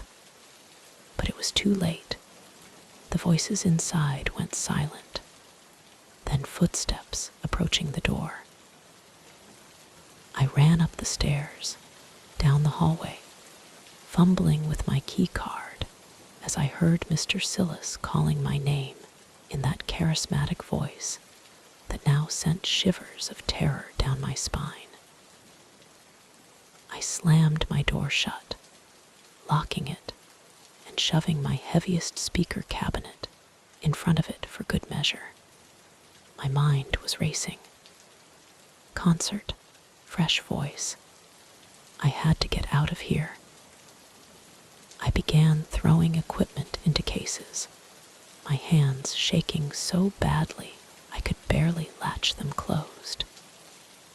That's when I noticed the monitor of my synthesizer. The waveform display was moving, the green line rearranging itself before my eyes. As I watched, horrified and transfixed, it formed words I could understand. Too late. The speaker cabinet blocking my door suddenly flew across the room as if hit by a powerful sound wave. Mr. Silas stood in the doorway, but he didn't look charismatic anymore. His eyes were fully shimmering now, his smile revealing teeth that seemed to vibrate with a low hum. Now, Leo," he said, his voice overlaid with that deep, resonant tone I'd heard in his office. "There's no need to rush off. You've been chosen for a great honor." Behind him, I could see the other tenants gathering in the hallway. Their eyes were all glowing with that shimmering light, their bodies subtly distorting, no longer looking fully human. I backed up against the wall, my heart pounding so hard I thought it might burst. This couldn't be happening. It had to be a nightmare. But as Mr. Silas advanced, his form growing and twisting into something monstrously resonant, I knew this was all too real. In that moment of pure terror, something inside me snapped. A strength I didn't know I possessed surged through me. I grabbed the heavy microphone stand from beside my setup and swung it with all my might at the large industrial window. The reinforced glass shattered, and without a second thought, I leaped. We were only on the second floor, but the fall seemed to last an eternity. I hit the fire escape hard, pain shooting through my ankle, but adrenaline kept me moving. I scrambled down into the night, not daring to look back. Behind me, I could hear inhuman screeches and the sound of pursuit, but I didn't stop. I ran until my lungs burned and my legs felt like lead. I don't know how long I ran or how far I went. When I finally stopped, gasping for breath, I found myself in a busy part of the city I didn't recognize. The normal sounds of traffic and people felt surreal after what I just experienced. I never went back to that building. I reported everything to the police, but of course, they didn't believe me. When they went investigate, they found the lofts empty. No sign of Mr. Sillis or any of the other tenants. Just an abandoned old warehouse with no evidence of the horrors I'd witnessed. Sometimes, late at night, I still wake up in a cold sweat, certain I can hear that low, resonant hum at my door. Thrum, thrum, thrum. And in my darkest moments, I wonder if I ever really escaped at all, or if this is just another layer of their twisted composition. One thing's for certain, I'll never again be tempted by an offer that seems too good to be true. Because sometimes the real price is far higher than you could ever imagine. Story 16. The rain fell in a solid, deafening sheet, driving horizontally across the swamp. I could barely see 10 feet in front of the boat, let alone navigate the twisting waterways. We were hopelessly lost in the middle of a flash flood. Our outboard motor having given up the ghost an hour ago. We need to find high ground, Maya said from the bow, her voice tight with worry. This boat is not going to last much longer in this current. As if on cue, the hull scraped ominously against a submerged log. I gripped the useless tiller tighter, squinting into the gray-out conditions. That's when I saw it, a faint, yellow glow in the distance, barely visible through the swirling rain. Look, I pointed, hope surging through me. A light. There must be a building over there. I grabbed a paddle and started steering us towards the glow, praying it wasn't just swamp gas. As we got closer, a massive structure loomed out of the storm. It was an old cannery, a sprawling complex of brick and rusted metal. Its windows dark, except for a single light burning in what looked like a foreman's office. Thank God, Maya breathed as I tied us to a rusted iron ladder. Let's hope someone's there. We grabbed our dry bags and made a frantic climb up to the loading dock, the bitter rain soaking us to the bone. The main factory door was unlocked, groaning open on corroded hinges to echo through the cavernous space. Hello, I called out, my voice swallowed by the vastness. Is anyone here? Silence greeted us. The factory floor was dimly lit by a single work lamp on a tripod, casting long, dancing shadows across the machinery. A thick layer of dust and grime covered everything, and the air smelled of rust and decay, as if the place hadn't been operational in years. This doesn't look good, Maya muttered, moving closer to me. Maybe we should just stay on the dock. I shook my head. The water is still rising, and this place is solid brick. We don't have a choice. As if to emphasize my point, a particularly violent crack of thunder rattled the metal roof. Maya nodded reluctantly. I guess you're right, but I don't like this, Liam. Something feels off. I couldn't argue with that. The entire factory had an eerie, abandoned feel to it.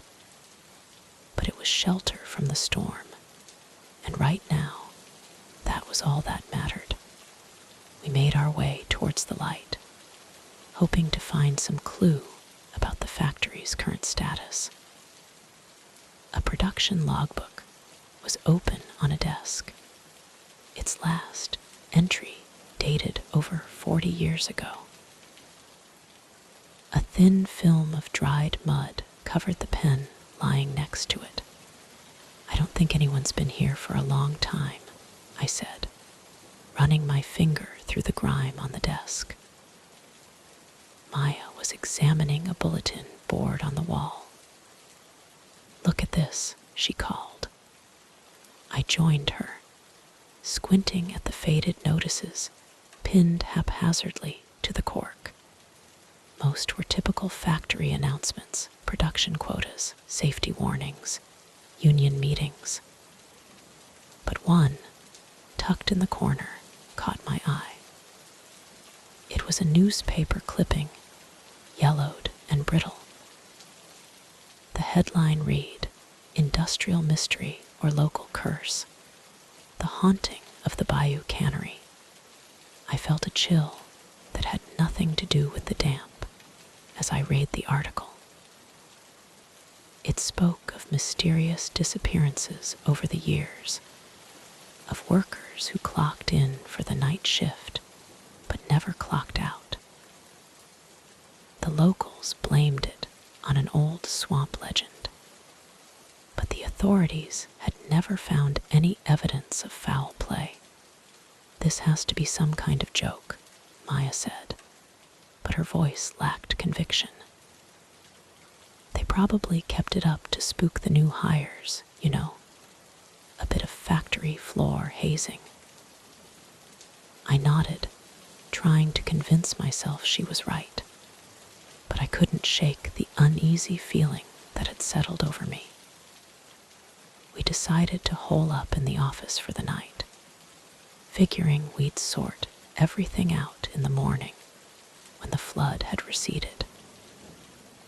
The key rack in the office was full, so we picked one at random and let ourselves into an adjacent break room.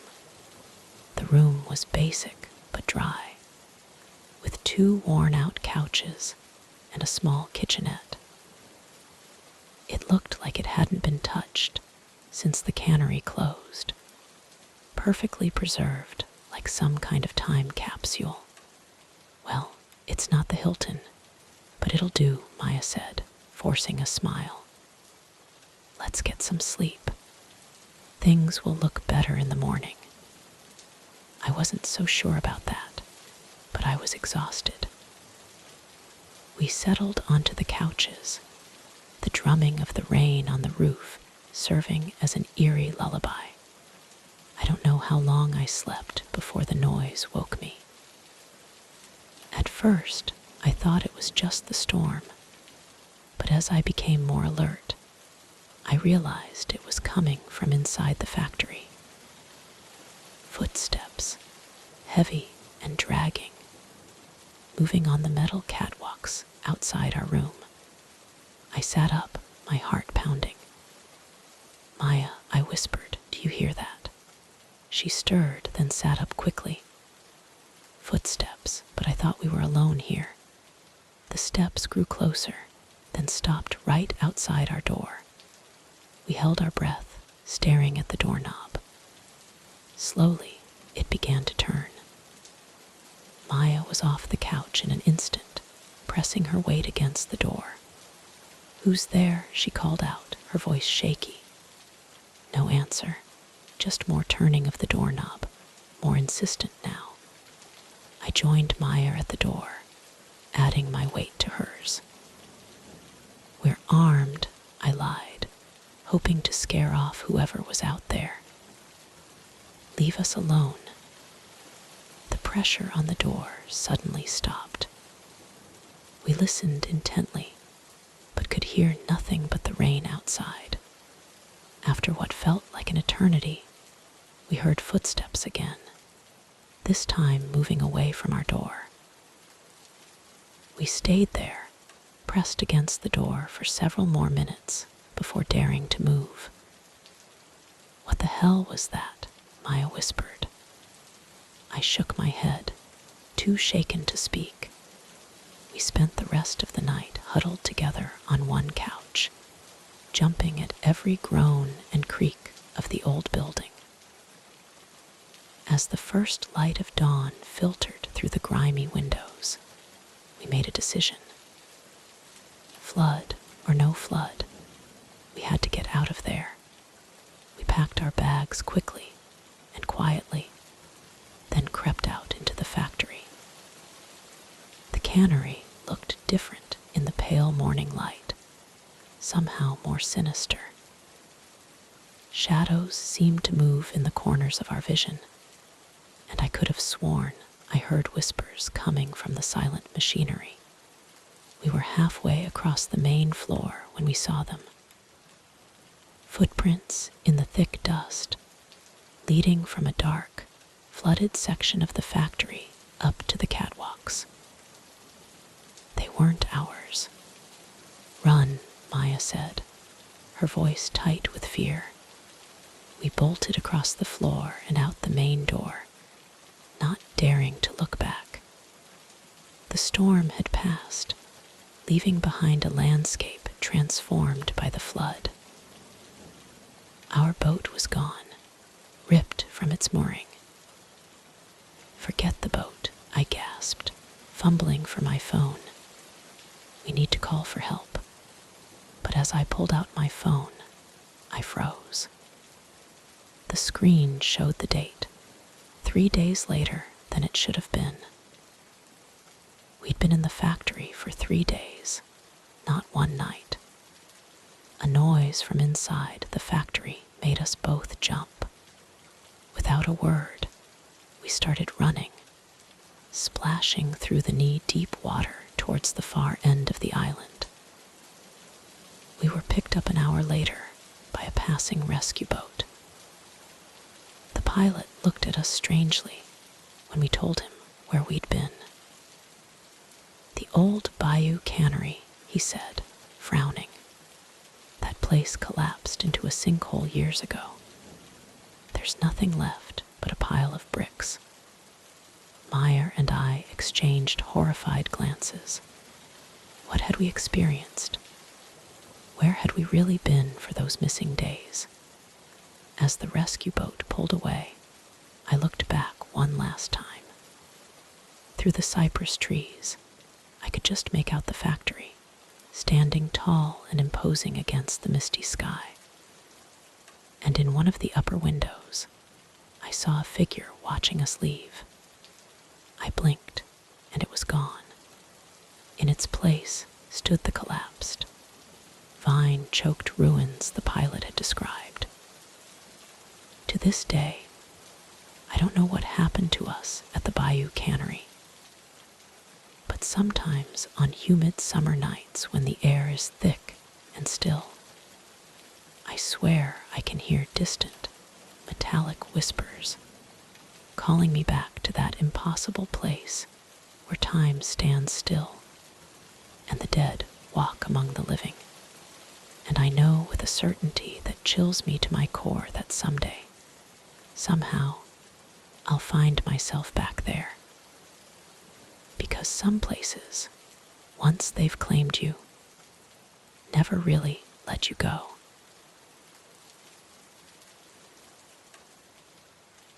Thank you for spending this time with me tonight, lovely souls. I hope this story brought you a moment of calm and curiosity. I'd love to know what part of the story stayed with you the most. Drop a comment and share your thoughts. I always love hearing from you.